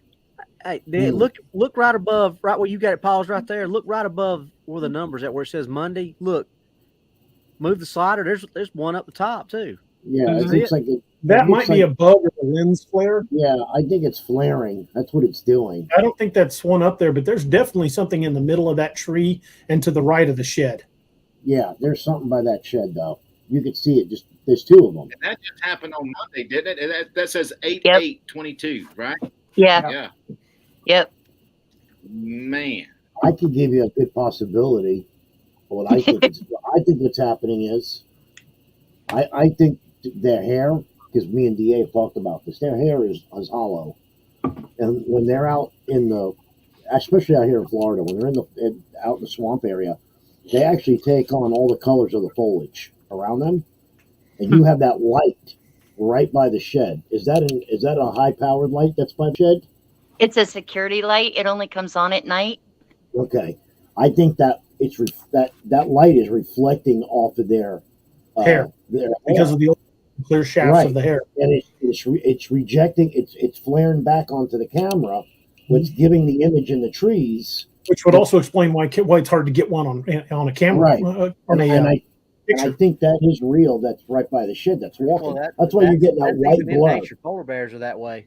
Yeah. Mhm. Polar bears' hairs are that way, so they'll retain more heat in the. So Yeah. that's something that's in nature. And they have proven. This is a they have piece of proven- video, folks, I can't explain. No. I want to say Bigfoot, but at the same time, it almost seems like it's moving in and out. But then again, ghosts don't break trees. No. Ghosts don't mat down grass. Because you guys said there was a huge section of grass matted down, correct? Oh yeah. And Werewolf So- said it earlier, but I told you, DA, that he said it's a sheer force shock that broke that Mhm. tree. That's not. Yeah. That's not wind. That's not. No. That That's that like is. a truck. It looks like a truck not- hit it. no, if you- Yeah, that If you was just actually seen the tree in person, it looks like something squeezed it, and it like popped out of the top of their hands, and that's how it landed. Really. well. If you look at this, it looks like it was deliberately placed in the crook of that tree, Yeah. Yeah, Much there like- was no much like the tree structures that have been known to be territorial markers. I think maybe you've got something marking territory on your land. Is that an Awesome. oak? Is that an oak tree? No, it was a relatively healthy tree. No, he said Is it's it- an oak tree. I don't know if it's oak. I'm not sure if it's an oak tree or I'm not It sure looks what like- kind it is. I think that's From a the- poplar. Oh, It might okay. be. It looked like an acorn, like an acorn tree. That's what we had up north. Yeah, It's like from the bark, I would guess oak. Looks That's like most Monday. common. Oaks and elms are most common around that area. And I'm not going to say, I don't want to say where this is at because I want to be the first one that gets a chance to go up there and look around. I don't want any other researchers jumping the I'm gun on excited me. about this. I want to go see what this is. I don't want any other researchers jumping the gun on me. I want to be the first one to get up there, take a crack Yeah. at this. Nah, I've got I don't night- let I've got anybody night come on vision the property. equipment. I've got night vision equipment and a parabolic microphone. You got. We're going to get something. Are you getting anything thrown at the house or anything slapping the house or anything? No, not yet. But I Now, mean, this is all like I started said, recently, right? I mean, we haven't really. We've done anything. I mean, I haven't went out and messed with it, or so they say, poke the bear. I mean, I Mhm. haven't. I'm just Well, curious. The house. I'm going to tell you a scenario that DA knows about, and the other guys do too. We're going to probably have him on the show. Well, we will have him on the show. He's a friend of mine. He's up in Jacksonville, Florida. This guy, him and his wife are getting harassed so bad. It's Oh, wow. ridiculous. I mean, it's crazy. I'll have DA tell you the story when he talks to you guys. It's crazy story. I mean, Dang. yeah, he wants to move. He either wants to move or kill this thing because it's Oh, bad. wow. It's harassing the both of them bad, and there's 5 of them, not one. So be careful what you do when you poke it, because I haven't. I'm not going to go out and poke the bear. I don't want to. I mean, hey, it's peaceful. It's not bothering me. I'm not bothering it. I mean, we've got scale reference here. What's the average size of a door? Door's what, 6.5, 7 feet? Yeah. Well, you also on that first picture, the one I sent you, it's got the 2 dupes in the background. So there's some scale there too. Yeah. There you go. Yep. Yeah, if it was over here to the side, it's just from that picture, it's every bit as tall as that door, probably a little taller. Because that door is a standard door. It's about 7 foot. That was like an 8-foot garage door, 8-foot slider right there. Right. Yeah. So that thing came out. It's damn near as tall as that door. Almost, yeah. It comes right out on the side of it, on the side of the shed. Yeah. Mm-hmm. You could see. I think it's the hair reflecting off the lens. I agree. I think it is too. I really do. Because every time it moves, look at the reflection on the lens where it moves. It moves the same time. It's causing a light flare off of the filament, I believe. Yes. And that's not the only time that's ever happened on camera with these things. That's the reason it looks like it's glowing, because it's causing a light flare off those filaments. I think there are multiple in this image, in this video. I mean, I think there's one up here in the tree, and I think there's at least 2 or 3 over here to the right of the shed. Oh, yeah. I'll drink to that. Yeah. That's what I was thinking. Like, there was one in the tree, and then at least 3 on the side of the shed. Well, if you look right here, you can see it looks like another one peeking out. There is another one on the by the shed. Ooh, that's a good question right here, DA. Good question. What's that? It's from, Sorry, I'm concentrating on the video. I wasn't looking at the comments. Now, there is a cob. Any feed? Y'all have any feed anywhere or in the shed? Nope. No feed. All right. Nope. All the food's in the house. The dog food and everything's in the house. Dog food. In fact, I was getting ready to send some or put some feed out for the deer, and then we got this on video, and I'm like, maybe I better wait. Yeah. Tombstones tell me just don't become a trophy. Amen.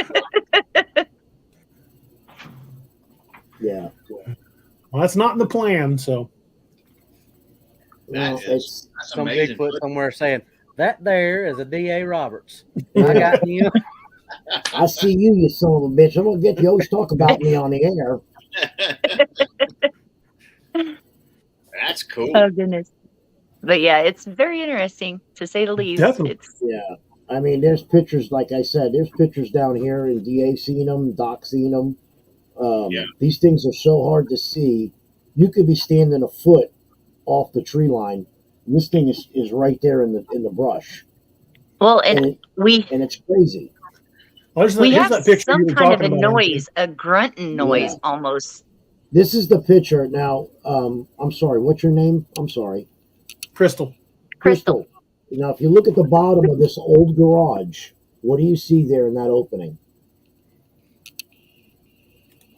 It looks like almost like a ape or something sitting there. Exactly. That's the guy's property. That's his back. This is the guy from Jacksonville. This is the abandoned house that was behind him in the woods. You see teeth marks in their door lock. This is oh what my he did God. to their house. Oh, wow. Okay? So the rocks this thing's throwing at them, he won't cut the grass in the backyard anymore. He can't go out back. Oh, wow. When he takes the garbage out, this thing is standing across the street looking at him. There's eye shine. I gave DA the pictures. There's eye shine. And he's looking over the car when he's taking this picture. This thing is goodness. Like that brings up an interesting question. Has anything gone through your garbage? Yeah. No. Now, we do have a pile of pop cans sitting out there by the garage. Mm-hmm. Those have been thrown around.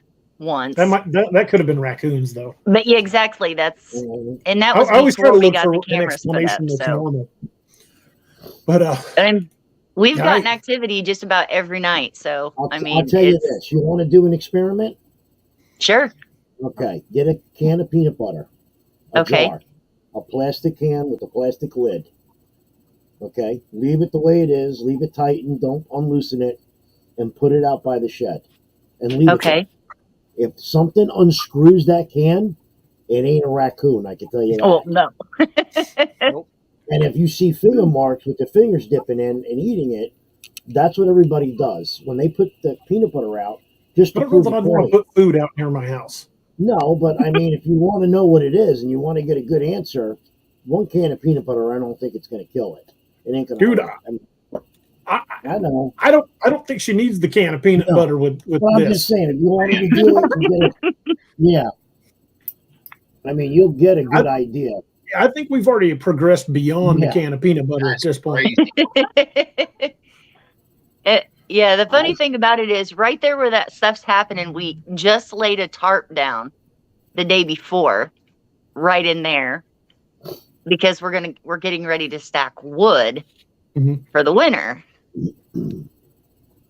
So I was like, but it hasn't been disturbed. I mean, the tarp hasn't moved.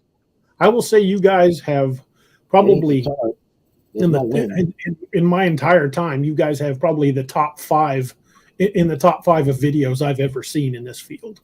Oh yeah. Yeah. Yeah, I've seen videos, I'll be like, I don't know. That's pretty damn convincing right there, man. Yeah. Well, it's you can plainly see that there's something there. I mean, it was weird. I mean, considering the camera doesn't pick me up going to the shed, but it picked that up. Yeah. Really? It won't pick us up You on guys put video, out any- but pick that up. You guys put out any deer feed or anything like that? No, not yet. I have some and I was going to for the deer, and then I seen this video and I was like, maybe I better wait. Cowboys 5 Rings asks, what kind of sounds are you hearing out there at night? We don't really, I mean, the best way to describe it is it sounds like bucks fighting, but rougher. Really? And grunting. grunts. And Crystal, didn't you say when y'all were putting the dogs up, when the dogs were whining, didn't you say that everything was just dead quiet? Like, oh yeah. When we went out, when we found the tree like that, it was just, I mean, when we first walked out, there was birds chirping, you could hear the crickets, you could hear coyotes, and then just nothing. It went silent. It was like, or I'm like, ooh, I think there might be a squatch in these woods. So did your spidey sense go off when that happened? Did your spidey sense go off when that happened? Oh yeah, it was like horror movie chills. It was like, oh, and you just felt the sense of being watched. It was weird. You got some pretty smell. You got some pretty thick trees out there. What did it smell like? It just smelled like ass, like basically. It was nasty. Wet dog, the mixture with the lagoon, and I was like, it was pretty rank, So it and then it smelled just went away. It just Did it disappeared. smell like stale urine and wet dog mix, like a dirty rag? Yep. It smelled disgusting. It was gross. Inducing. It was like, I'm not going to name the area where you guys are at because, again, I don't want anybody trying to jump the gun on me to get out there. But I grew up not far from that area. Chris and I know that area pretty well. 6 miles from here. Well, come over here and tell it. I want to hear your version. I want to let you tell it.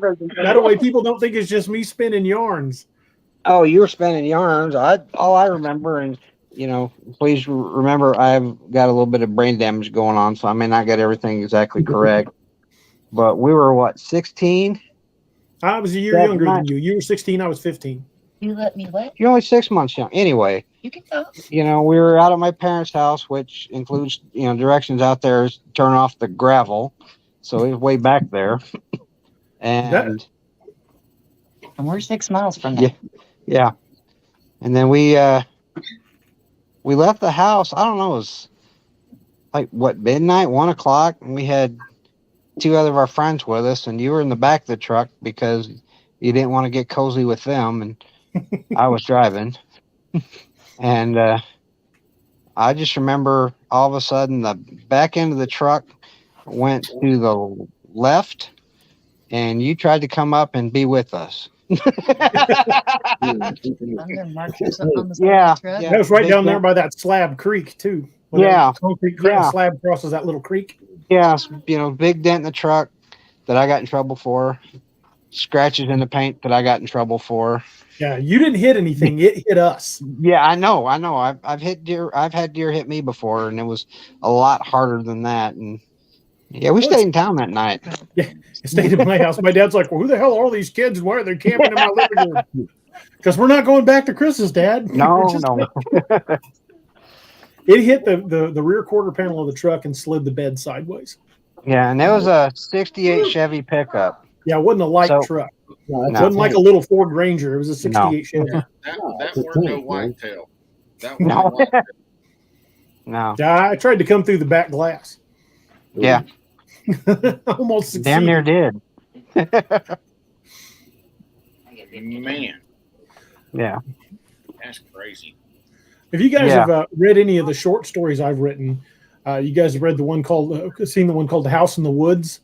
That was based on actually Chris and I going out in the woods. Yep. We found that old house. Now that's an embellished version of the story, but we did find a nest up in the second floor of this old house. Something did hit the side of the house. We did fire rounds and had the feeling we were being followed out of there. But I made the story more dramatic than the actual. That actually did happen.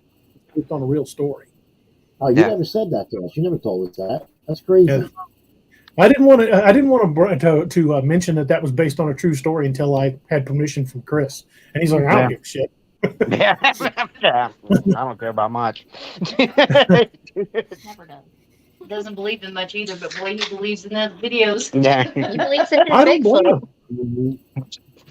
I was on the hook when he sent me this picture. I'm like, "What the hell did that?" That looks like that's crazy. It looks like a truck hit that with the bumper. That's not a chainsaw. That's not an axe. Those aren't smooth cuts. Something snapped out. I mean, believe me, I've hit a lot of trees. That's my camera. I had a swamp buggy, and we used to hit a lot of cypress trees and small ones like that. And that's look how high off the ground it is. Right. No vehicle hit that. No, I'm saying when I had my swamp buggy, that's the same kind of crack we would get when we hit the cypress, because our swamp buggy sat high. We snapped it, right in the center of the tree, and it would just break. That tree's about what, shoulder height to you? It's higher than a fence post. I'll say I can send him a picture of you So next get to 4.5 feet. No. Wait, is that about 4.5 feet off the ground? fence? Is that a 3-strand barbed wire fence on those T-posts? No, it's it's 4-foot woven wire. It's 4-foot woven wire. Mm-hmm. Just keep the dogs in. Yeah, but So you're probably at 4.5 foot at the top of those T-posts on the white marks, yeah? yeah, And if that's taller than the T-post, that's snapped off around 5 feet off the ground. Yeah. That tree didn't displace. That's the thing about it. It's like it was just cracked and pushed over right there in the crook of that other tree. Yeah, what are the odds that it would rest perfectly in the crook of that other tree? Right. yeah, and not make a sound while doing it. and not make a sound while doing it. Yeah, not only was that placed, it was placed quietly, because if that had fallen, it would have sheared that other branch off up here, and the whole thing would have come crashing down, probably would have took out a chunk of the fence. That was snapped off 5 feet off the ground and placed in the crook of that tree, and it is still sitting on the broken stump. You never heard that crack at all? No, nothing. Wow. That's crazy. I'm sorry. The dog heard it. I mean, the dog apparently heard it, but we didn't. Yeah, that's nuts. Yeah. A big telling thing is that that German Shepherds won't go out. German Shepherds ain't afraid of much. Well, yeah. Yeah, if my German Shepherd won't go out, I'm staying my ass inside. Yeah. That's what Chris said. Yeah. And I'm following the dog. The German Shepherds weigh between 40 pounds for the 6-month-old puppy and 120 pounds for the big guy. Yeah. See, my boy's 110 pounds, and if he said I ain't going out, I'm like, all right, we staying inside, son. You can poop on the rug. I don't care. Yeah, I got 2 giant pit bulls, and let me tell you, I've never seen these dogs scared of anything. I used to hunt them with hogs. They used to hunt hogs all the time. Well, if they don't want to go somewhere, wow, I'm going to be There's a reason. Yeah, there's something up. There's something bigger out there than me and that dog. So You ain't lying. Crystal, that is probably the best piece of video I've seen in the last decade. Same. Yeah, I've seen some other videos that are very compelling, but that is probably the best one I've seen in the last 10 years. Yeah, that's nuts. That is crazy. Well, if I get some more, I'll have Chris send them on. Yeah. Well, we would love to have them. I mean, we check him daily, so. I'm going to play that clip one more time just on the screen without slowing it down. I know I say it every time, but I just love that you can see its teeth. Right. Yeah. Yeah, you can. Right there when it comes out. Look, right there. Because, okay, so the thing is, you see that it looks like a mist, but I think that was it coming out from behind the shed, and it wasn't until the light hit it. Yes. I think that's the light reacting off its fur. Yes. Yep. Yes, it's got to be, because that's not the only time I've seen it. Makes sense. That is nuts. That's crazy, dude. I'm playing it again. I can't get enough of this video. And that's, you know what the crazy thing is? Is that camera triggered by motion, or is it on all the time? Yes, it's motion detected. Okay. So they were staying away from that freaking infrared beam, I bet you. Yeah. At the edge of it. Side of it. Yeah. Now, whatever's up in the tree moving around. There's must have 2. triggered it. Yeah, something triggered that. Something triggered it for that to catch it perfectly at the right time. Let me play that again. If you look, before you see the really clear creature over here on the right side, you see something else move. So there's several over there, probably 3, maybe 4. Yeah, I see something else. Yeah, I could see it. You could see other move even behind it. Look It was like behind you it. could follow 2 of them walking in the woods as 2 appeared, and then all of them appeared. Now look But behind that image. You can see another image behind it. Look above the. Look at the bottom eve of that right here on the corner on the right. When that thing walks out, look a little above it.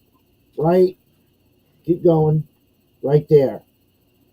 Looks like it looks like something else, or it's reflecting when it's moving. It's crazy. Yeah, I don't know what it is, but it's. You know what's I'm sorry, It's Kristen, weird. You know what's funny to me? I don't see in what I'm looking at up there in the trees. I don't see any leaves moving. No. But maybe it's on branches or on the tree on the trunks of the trees instead of being up the branches. Right. Whatever it is smart enough to know where the edge of that motion detector is, and they're staying right at the edge of it. Yeah. Because it goes. They probably got just close enough to set it off. It goes right where you see the one coming off the shop on the side of the shop. Right. The infrared stops like right there. And then right at the tree line on the other side is where it stops. Yeah, and that other one behind it, the one that followed it from the right side of the shop, it stayed out of the light, and that's the reason we just see like a shadowy figure versus that glowing figure. Yeah, it was crazy. It's hard to estimate how tall they are because of the reaction of the light. I would guess they're probably taller than we're actually able to see. But I think we're seeing the reflection of the body, like the thickest part of the body fur. If I had to guess, I would probably put a 7 to 7.5 foot tall range. Yeah. Yeah. Steve Padden wants to know if I saw what hit the truck. I saw something dark come out of the trees at the edge of that low water crossing, because it's just a concrete slab with a couple of those culverts underneath it for the creek. But more often than not, Yeah, I know which one he's talking about.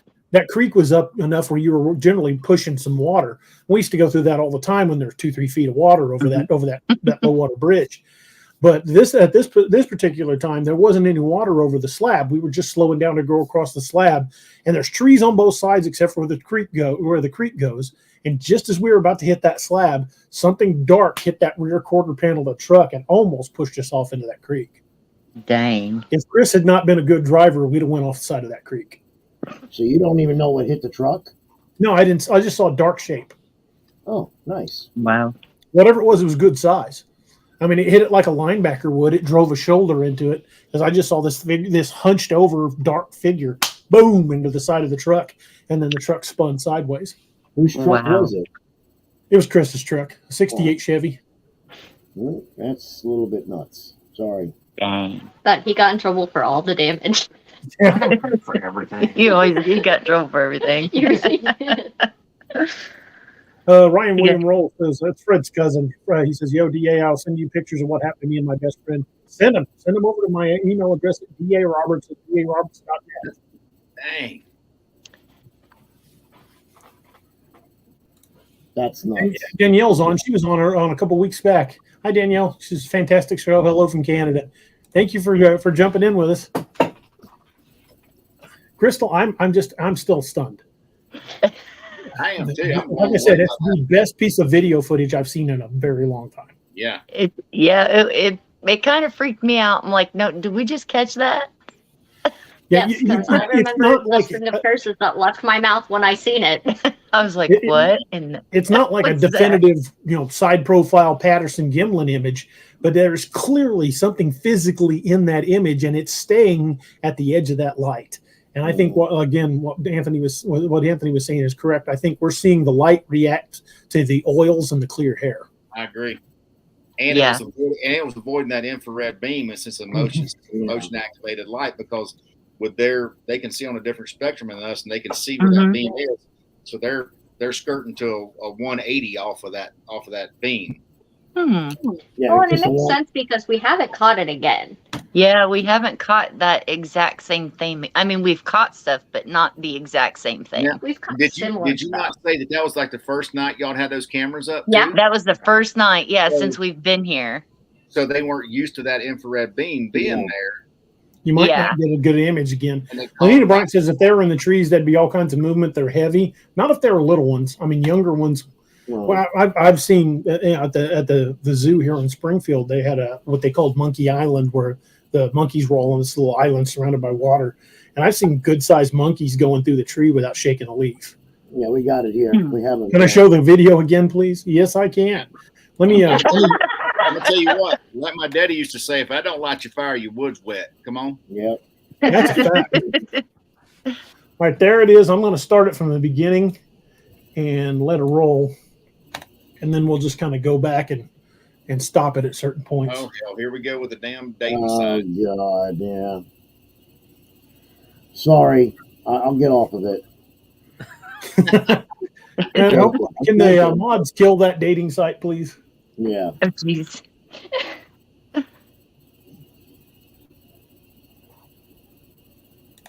Yeah, That part right there. That's shine coming off of it. Ah, You can Meg- see it. And it's there. moving. It's moving quick. Is the thing. Yeah. Boy, Meg's Well, on a June bug. Damn. Yeah, Yep. Meg's Play- awesome. Play it regularly. How fast is that thing moving? It moves pretty Yeah, quick. it goes pretty quick. Because I sent a GIF of it to one of my friends who's super into paranormal, the unexplained. And she goes, "Did you speed this up?" I was like, "No, that's just about 5 seconds of." I don't even know how long the video is. It covers a pretty significant chunk of ground in a very short amount of time. I don't think that's anything Oh, yeah. paranormal. I think that's in the physical world for sure. Yeah, because even the one I seen, and it was in broad And I won't go daylight. messing with it. It had a shine. It had shine coming off the skin and the hair when it walked away. You could see the light, the sun just hitting it. It was just shining.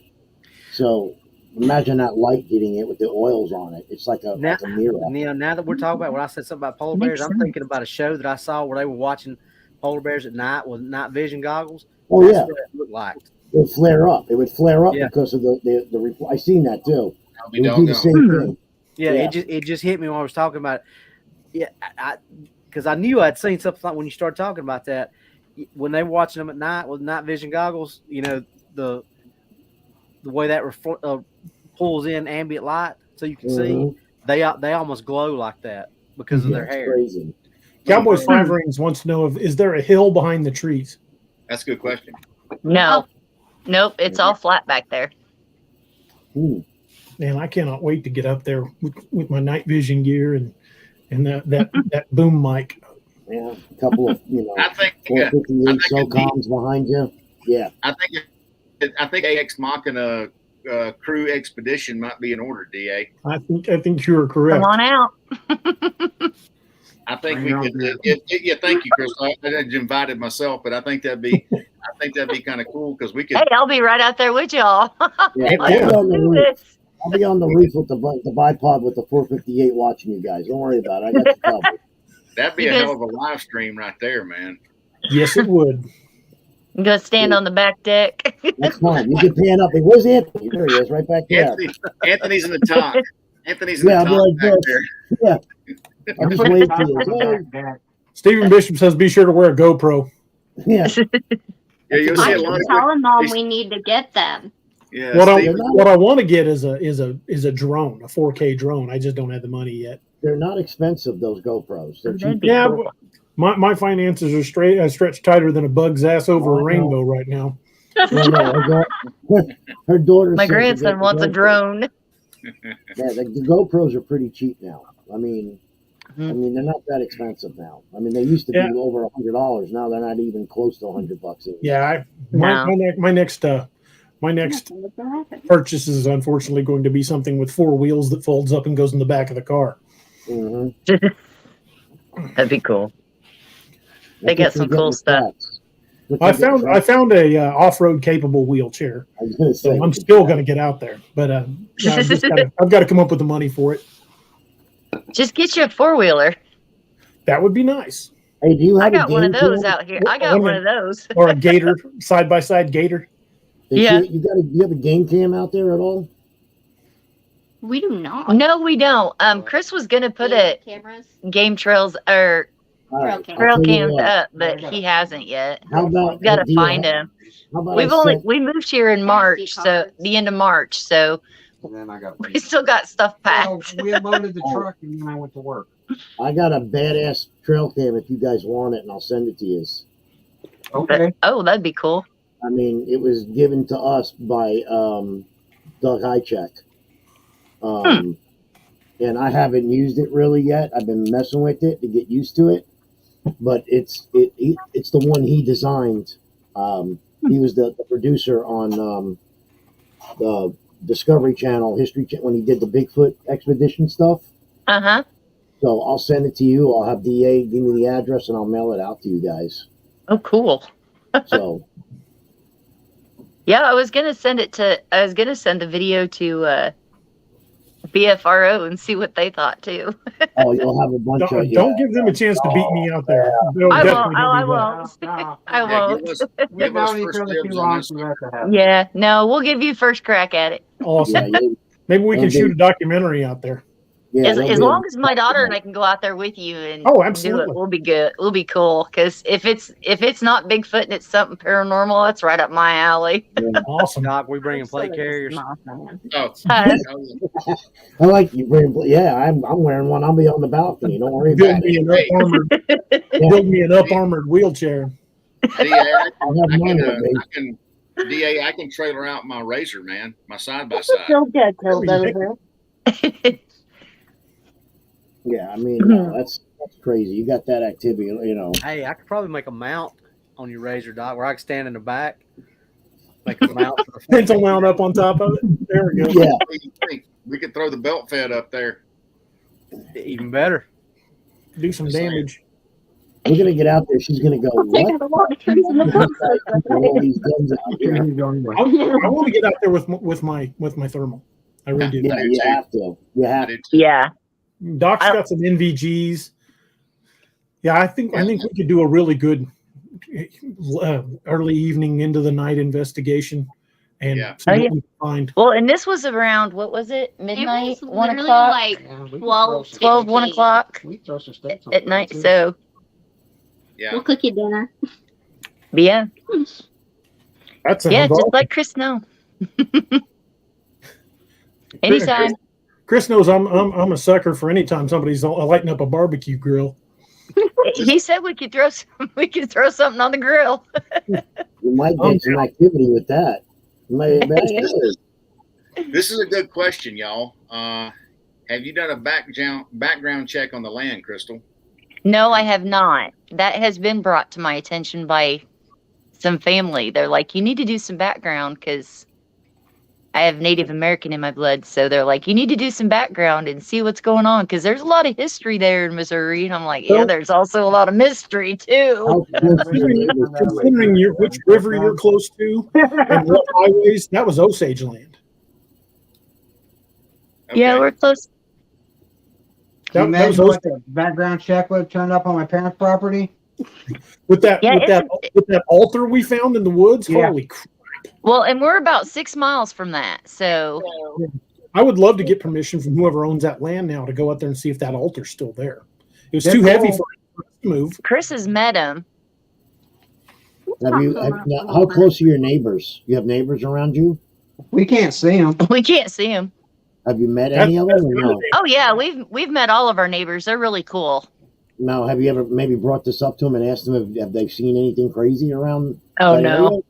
Oh, No, okay. I don't want people to think I'm nuts. I mean, I know I'm crazy, but We'll ask them. I don't care if they think I'm crazy or Oh not. yeah. No, but no, don't I haven't think said so. anything. One of them is a friend or a girl that went to school with Chris. So Mhm. NDA, her dad lives down the road from Our us. whole family lives down the road. Yeah, her whole family basically. We need to get vetted before we get by. What is Hilton's? Hilton's is their last names, but I would also suggest this one. Here's another good one for you, Crystal. Judith, who just asked that question, said I would suggest a psychic medium even. Not a bad idea. yeah, I thought about contacting what's her name, Amy Allen Mhm. Yeah, from the Dead Files. from Yeah. the Dead Files. You never know. Never know. I just think it would be cool, regardless whether it's Bigfoot or it's paranormal. I think it's cool. It'd just be cool Yeah, to have it absolutely. explained. I'm just the first- fascinated the that first I time I actually watched- caught it on camera. Yeah. The first time I watched the video that you took with the cell phone from the computer screen, I saw the movement. And I'm like, what the hell is that? I was thinking it's got to be some kind of ghost until I found out the grass back there was tramped down, and with the broken tree, the way that tree was placed. Yeah, It just there's doesn't say actually paranormal looking. It says two-legged variety of cryptid. yeah. I don't know if it's like deer. There's a deer trail back there because Mhm. we seen a deer out in our front yard today, and it came from about around the same vicinity. So I don't know if it's just like following that, game trail They or usually what. do. But That's not uncommon. There's a lot of Bigfoot encounters of them, like setting up hunting and ambush, prey ambush sites well, off his and game. here's a fun fact too. We also found, Courtney and I also found a fawn hind leg bone that wasn't here when we moved. We had moved some sheet metal Mhm. from one side of the shed to the other, and like a couple days later, we went out there and there was bones on top of the sheet metal, and I'm like, when did these come here? Because these weren't here when we moved this stuff here. Well, yeah, because you had me identify them. I was like, well, they look like the top portion of a fawn Of a baby leg. fawn, yeah. And I- We actually still have the bones, but You've definitely got some sort of activity on there, but I can't, with any degree of certainty, say exactly what it is. But in my heart of hearts, I think you've got the two-legged Bigfoot variety with that tree break, with the there you go, mashed down baby. grass. Got your Bigfoot. I think there's Yeah. a squat in woods. That's what Yeah. my grandkids say. They're 5 and 7. They're like, we got a Sam Squatch in these woods, Nana. And it's funny. Every day they're outside. We're going to go Bigfoot hunting. We're going to go see if we can see any tracks. We're going to do this. We're going to, but they won't go in the woods. Just remember the Native American stories of them abducting children. Well, that's what I told them. I was like, go near the woods unless somebody's with you. That's Yeah. I would love to get in an area where it's been matted down like that. BA, I've been chomping at the bit to put that. Robbie's a flag. trained tracker. Yeah. I'm a pretty good tracker. Robbie's actually a certified trained tracker. Hey, I Crystal. drove a geo tracker once. And Chris said he drove a geo tracker once. Is the area there accessible by like a ATV? No. Yeah, some of it is. But most of it is not. I've never taken my four-wheeler out there because I really don't know the area that well out there. So Right. And the first time we took it out there, we got stuck. yeah, and the first time I did take it out there, it stalled on me. Okay. Like we got halfway in the woods and it died. We had to push it back out. Once I got it halfway out, it started right up and we were fine, no problem. Okay. I was like, that's weird. Robbie, we might want to rethink this side-by-side idea then. Yeah, because I hate to tell you, don't look for me. Well, it's to only come and 5 get you out of there, acres, 'cause it ain't so happening. Yeah, we might want to do a dismount. it's only 5 acres, so it's not real big. But Okay. and then behind us, when in doubt, on the other rinse side of it our out. property, You we put have a rinse on hay it, we'll be field. good. So Well, I don't want to say the name of the place, but there is a river access not too far down the road from you guys. Yep. A ford, a river ford, if you know what I mean. Yep. I've heard vocalizations there one night. Ooh. Really? I didn't have any recording equipment. I was in my early 20s. I just got out of the military, and I went down there to do some night fishing one time, and was down there about 4 hours, and I started hearing not just whoops, but like bellows from across the river in that valley. Almost like when we did Knox and we got response back. That's where we did that float trip that time. Yeah. When I got out. Mm-hmm. We've done Knox. Yeah, we've done like Wood Knox from that spot to down by the Twin Bridges. And you No, said we're not that far from there. Y'all have heard wood knocks, Crystal? Yeah. We were just messing around one day and I was like, hey, Chris, do a wood knock. And he knocked on the wood and we got our response back. And it was broad daylight. I'm like, what the heck? That's colorful words, but yeah, I was like, you guys I'm going definitely got inside some now. activity out there, and I can't wait to get out there. This weekend, I'm going to be in Tennessee at the first annual Dogman conference, so can't do anything this week. But we definitely plan something for the very near future. Where at in Tennessee? Paris, Tennessee. I will put the Paris. Tickets are still available. Let me find the picture. I was going to answer Silver. Silver, okay, Mr. Silver or Miss Silver, I don't know. I'm about an hour and a half away from Jacksonville. Cool. Ken Gerhard is the host. There's going to be people we didn't there. live too far from Paris. Yeah, we're going to be there this weekend with books, and I'm doing a presentation, and hopefully get to meet a lot of folks there. That's going to be a good time. Awesome. If you guys go to eventbrite.com and put in first annual Dogman conference, you'll find the tickets. Tickets are still available. We're on Friday night. We're doing a private meet and greet. They sold tickets to that event, but I'm never been one to stand on anything. So if you're at that hotel and convention center, I don't care if you bought a ticket or not. I'll hang out and have a beer with just about anybody. But the event is going to be all day Saturday. There's the meet and greet on Friday, and then it's going to go from like 7 a.m. to like 9 p.m. It's an all day thing. Going to be a lot of fun. Going to be some pretty good names in the cryptid community. So if you guys are anywhere near Paris, Tennessee, come on out and check it out. That'd be cool. Oh, Naomi's going to be there. Awesome. Yep, she's going to be there. I'll be there. Just look for me in my Kolchak hat. So that's this weekend, you said? Yep. We're heading down that way Friday morning, early. Get down there, get checked in. We get ready for the meet and greet, and it's at the conference center that's attached to the Quality Inn. I can't remember the name of the conference center. Cool. But we live not too far from there. No. At one time. Okay. How far is it from you guys? From here? It's about 5.5 hours for me, so it'd be about 6.5. That ain't bad. No. Yeah, I looked it up. It's only about 7 hours for me. If I wasn't working this weekend, I was going to head down. But well, that's a bummer. I was hoping some of you guys could make it. That'd be awesome. Yeah, I'm going to be there with a crap load of books, as many as I can carry in my little road. If this wasn't my weekend to work, I would have gone. I'd love to, but I'm teaching out in Grand Junction this weekend, so I got to head 6 hours west. You're heading the wrong direction, Doc. I know, man. No, story of my life, brother. Story of my life. Awesome. Yeah, just let Chris know. Okay. Yeah, we will definitely be setting usually some up in the very near future. I want to get out there and check that place out so bad. But again, I don't want to give away where it's at. I don't want anybody getting to jump the gun and beat me out there, because I know there's some people that will snake you if they can. Oh yeah. I ain't mentioning any names, and I'm not going. But... Yeah, we talked about him earlier, I think. They might try, but they probably wouldn't stay long. I've been told I'm unfriendly.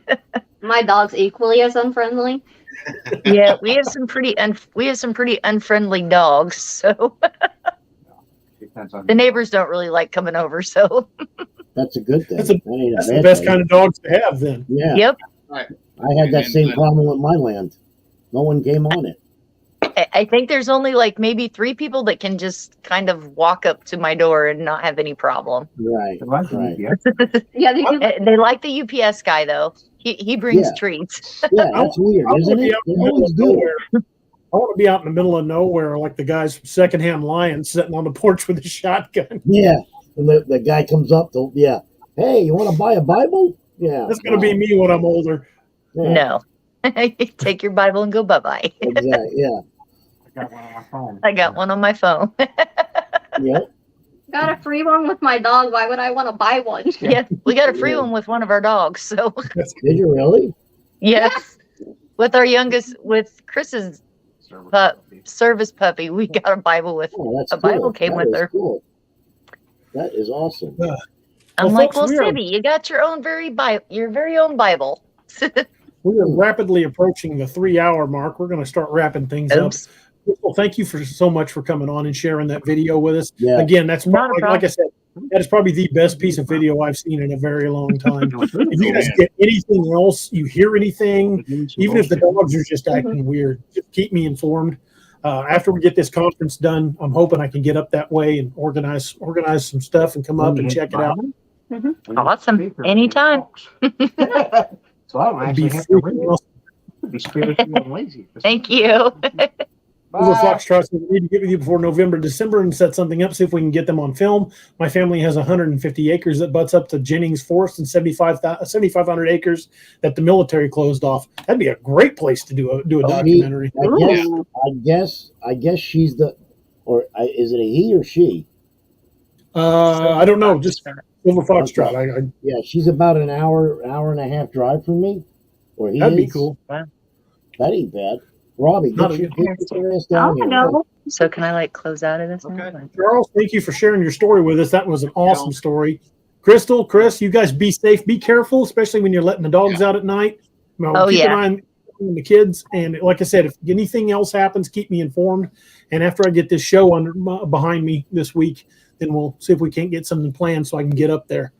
Okay. Sounds good. Yeah. You guys have a great night. Again, thanks for coming on. You're welcome. Thanks. Awesome. Good night. Good night. It's been closed off since 2001. That's going to be a great place to go. Okay. I'm going to do a shameless plug for myself before we round up. This was made for me by Naoma Finn. So if any of you guys are not familiar with my work, other than on here on the podcast, hope you guys will check this out and check out some of the books. From the mind of author D.A. Roberts.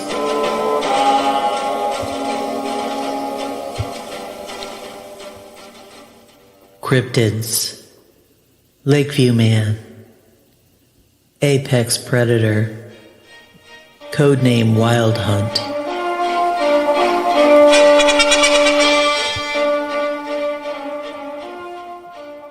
Zombies. The Ragnarok Rising Saga. Science fiction and fantasy. Lost Legion. Find them all at daroberts.net or amazon.com.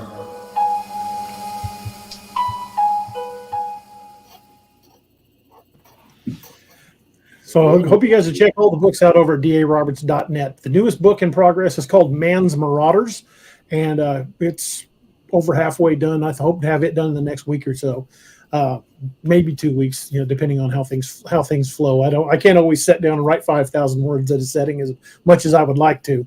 I remember we will not have a show this Saturday. I will be at the Dogman conference in Paris, Tennessee. However, if the Wi-Fi is good at the event, which some of those places, as Doc can tell you, hotel Wi-Fi can be dubious at best. Yes. If the Wi-Fi is good, I may try to do a live stream from the event and just walk around and talk to people and go up and talk to Ken Gerhard and some of the other people and try to get it all on live. So I will try to do that. I can't promise that I'll be able to, but that is going to, hopefully the Wi-Fi will be good. But Paris, Tennessee ain't exactly metropolis. I mean, it's not a big town. So we'll see. We'll keep our fingers crossed that he is a male, 47 years old, Mr. Silver. Okay, listen. If you're needing contact, email DA your phone number if you want to talk, and he'll send it to me, and I'll give you a call, or he'll give you mine, either way, and hit me up, and we'll set something up. So we will be back. Our next show will be next Wednesday night, and hopefully we'll have more encounters to share with you and some more awesome stuff to share, and hopefully we'll have an update from Crystal and Chris. Yeah, that'd be awesome. That is something I'm definitely going to follow up on. I got to get all my investigative gear together and head out there. But that is going to be someplace that's going to be awesome because they're having some wicked activity, and again, that is probably the best piece of video I've seen in years. Just absolute stunning video. The ground is glowing in some places. If you know it, I have no. Unless you got a predator and you hit it and it's got blood dripping out, I don't know. Probably want to bring a Geiger counter. Just saying. That's what I was just about to say. Doc, you got a Geiger counter handy? Yeah. Yeah. I mean, you said it's right off the old military base. Mm-hmm. So what did they do out there that the ground is glowing like that? No kidding. I don't want to get out there and then come home and 2 weeks later I got another arm coming out of my back. No kidding. Folks, remember, if you're going to go out and be it looking for cryptids, or if you're hunting, camping, fishing, backpacking, hiking, whatever it is you're doing, if you're going to be away from basic 911 services, be careful. There are things out there in the wild parts of this country that can and will hurt you or even kill you. And as any of these guys here, any of these three gentlemen here can tell you, minor injuries miles away from help can be life-threatening. Yep. Carry a med kit, and I cannot recommend Dark Angel enough. I carried one of their kits on my duty belt for years as a cop, and I'm very thankful I had it. Because odds are good. If you've got a trauma kit on you as a cop, odds are you're carrying it for yourself. Yep. Hoping somebody can put it to use if you get shot. So I wanted to have that equipment, that peace of mind with me, and it was a good peace of mind to have. Even my wife was happy I carried one of those kits. I still have that kit. I still keep it on my plate carrier because you never know when something might get spicy, and I've got to grab the plate carrier and a rifle. Absolutely. Yeah, I got to get one too. I got to pick one up from Doc. If you're going out anywhere, whether it's cryptid hunting, like I was saying, there are things out there that can and will hurt you. There are wild animals, and there are two-legged variety of danger that ain't cryptid related. Other humans can be just as dangerous, if not more, than just about anything you run into out there. So take something to protect yourself. Where if you're going to go out for a day trip or a camping trip, even no matter how long you're going to be gone, let somebody know who's not going with you where you're going and when you intend to be back. That way, if you're running late, you don't come back, somebody knows to look for you. Make sure somebody that is not with you knows your itinerary. Take a med kit. Take something to defend yourself. Take emergency supplies to last at least overnight. Space blankets can be purchased on Amazon for next to nothing.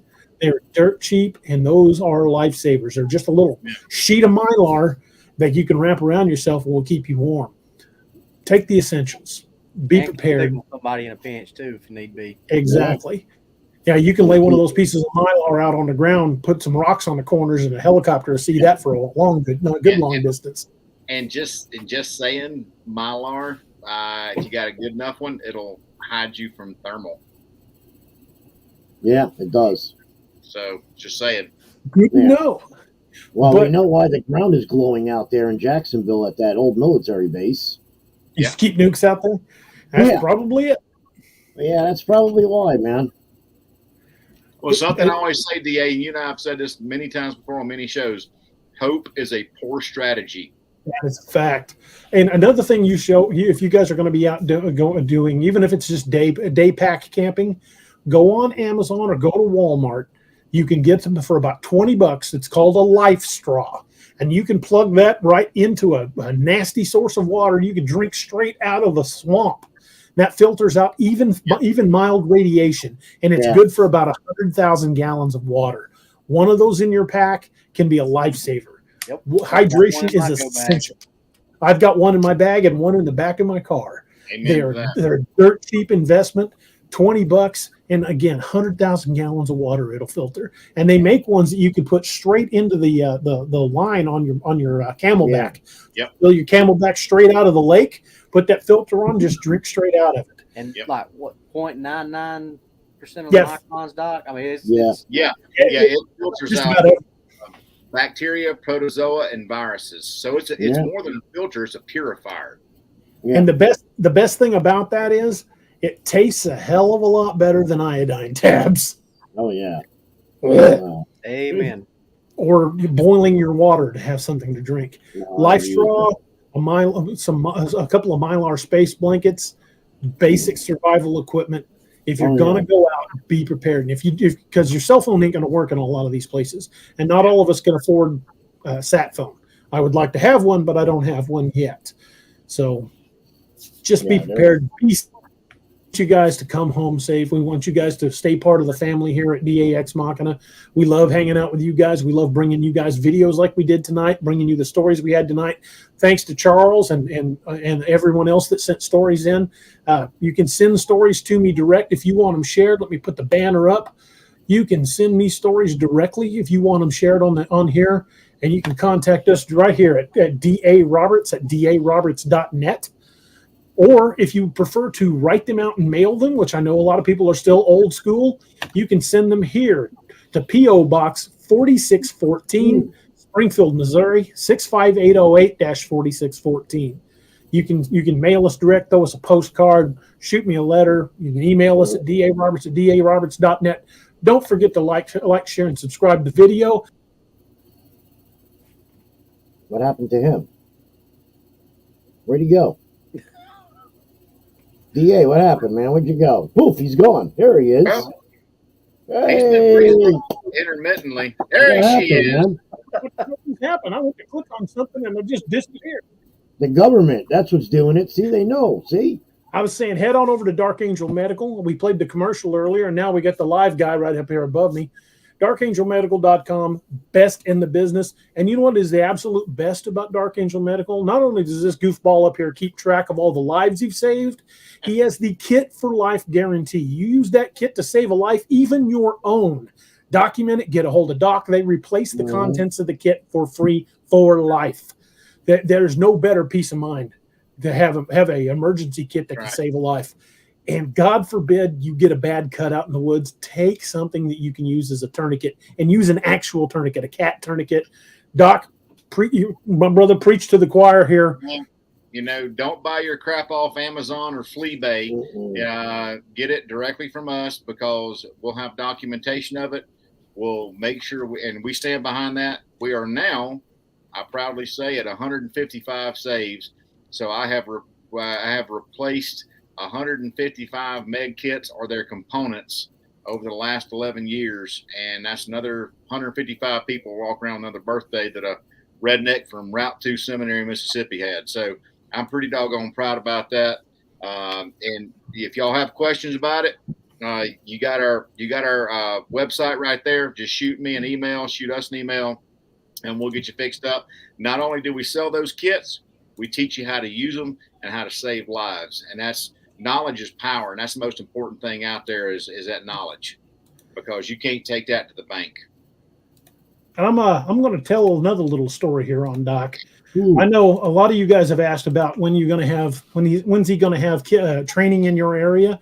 If you can't get to one of his classes in the area, there is a lot of the basic knowledge that you need to know how to do first aid on yourself, especially things like tying a tourniquet. That is available on Dark Angel's YouTube channel. Doc posts fantastic videos that not only breaks down how these kits work, but how to use some of the emergency equipment that just might save your life or someone else's.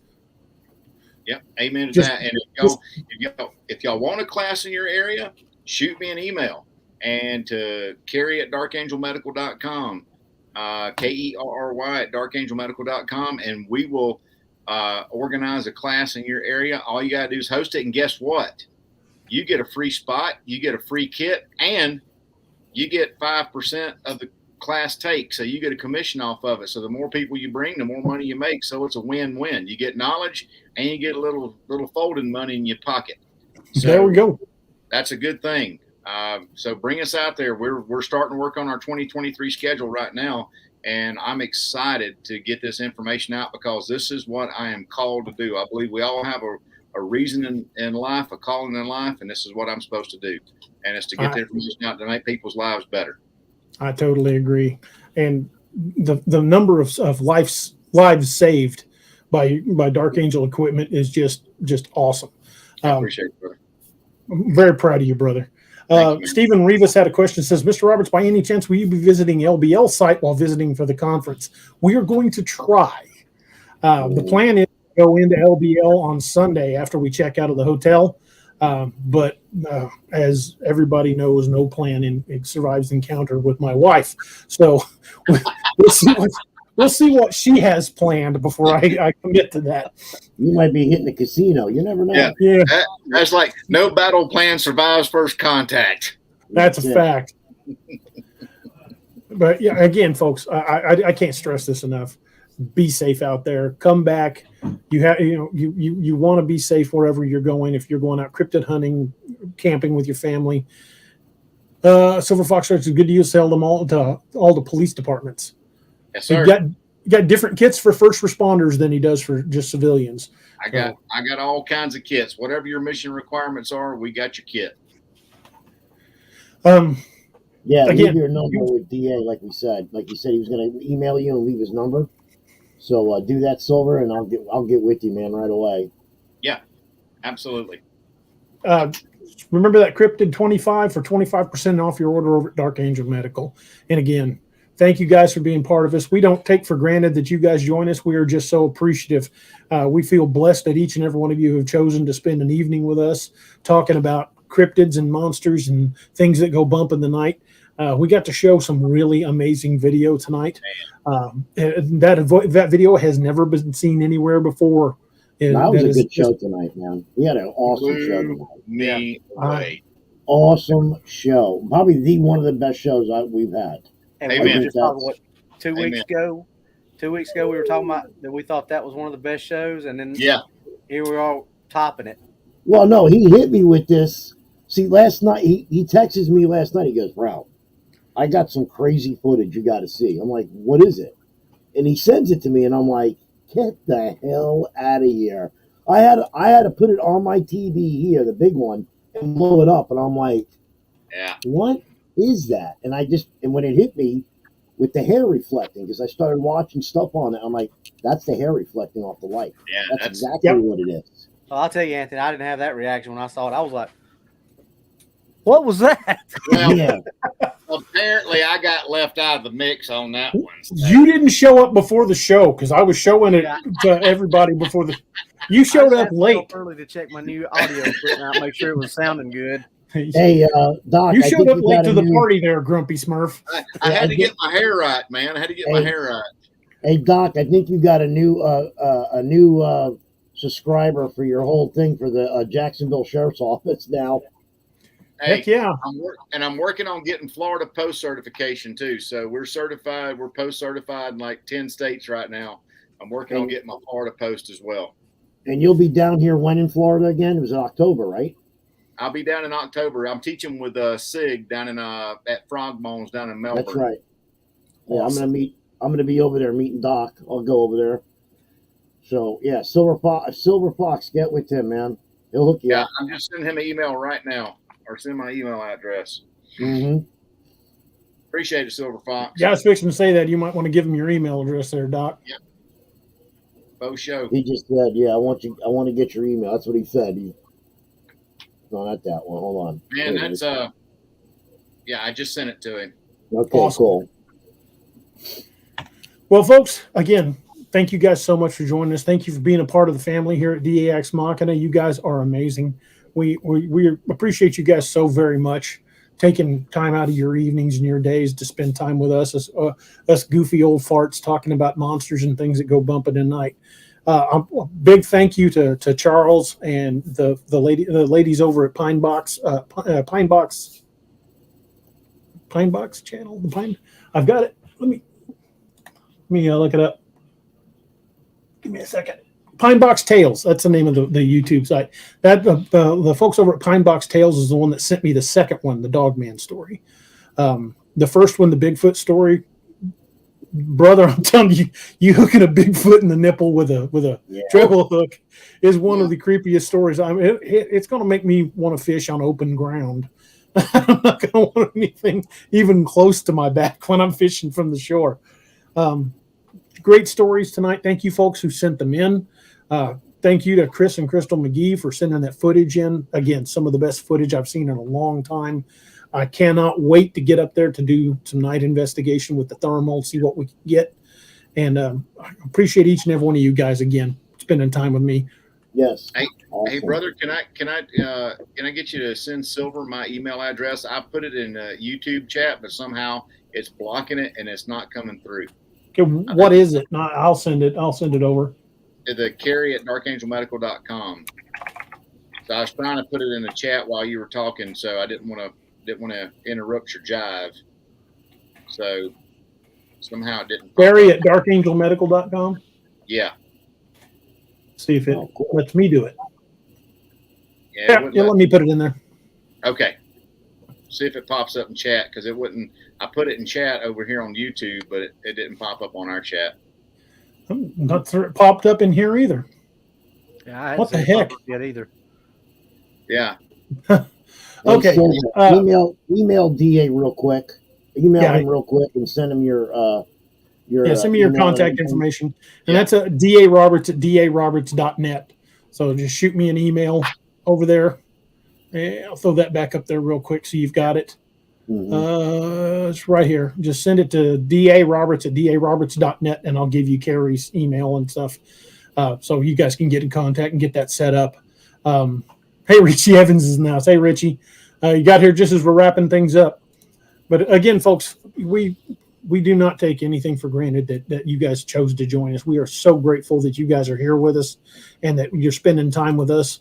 And we enjoy each and every minute we've got you here. I've said it many times, and I will continue to say it. We don't have fans; we have friends, and we're thankful for each and every one of you. Remember, what I say about the books is the same holds true for Bigfoot stories. Stories are journeys that we take together, and I want to thank each and every one of you for choosing to take that journey with us. I hope you guys have a wonderful week, and for those of you who are going to be at the Dogman Conference in Paris, Tennessee this weekend, I hope to see you there. And if the Wi-Fi is good, keep your fingers crossed for me because I will try to do a live stream element from there as well. So I hope you guys have a wonderful night. Carrie, Anthony, Robbie, guys, thank you so much for joining us. Love you guys you guys, are the man. best. Yeah. You guys are family. And hopefully we can get something set up and go check out the land there with the McGee's. So, again, everybody, thank you guys for being here tonight. You know, my hat's off to each and every one of you. And I appreciate you guys being here. And just thank you guys so much. You have the glare. I'm going to blind you. Ooh. Hope you guys have a wonderful night. And we will see you guys next Wednesday. Unless the Wi-Fi happens to be good, and I will try to do something live from the conference. Doc is the only one with a full head of hair. Sorry. Yeah, it's the altitude. Us are bolder than hell. Yeah. That's right.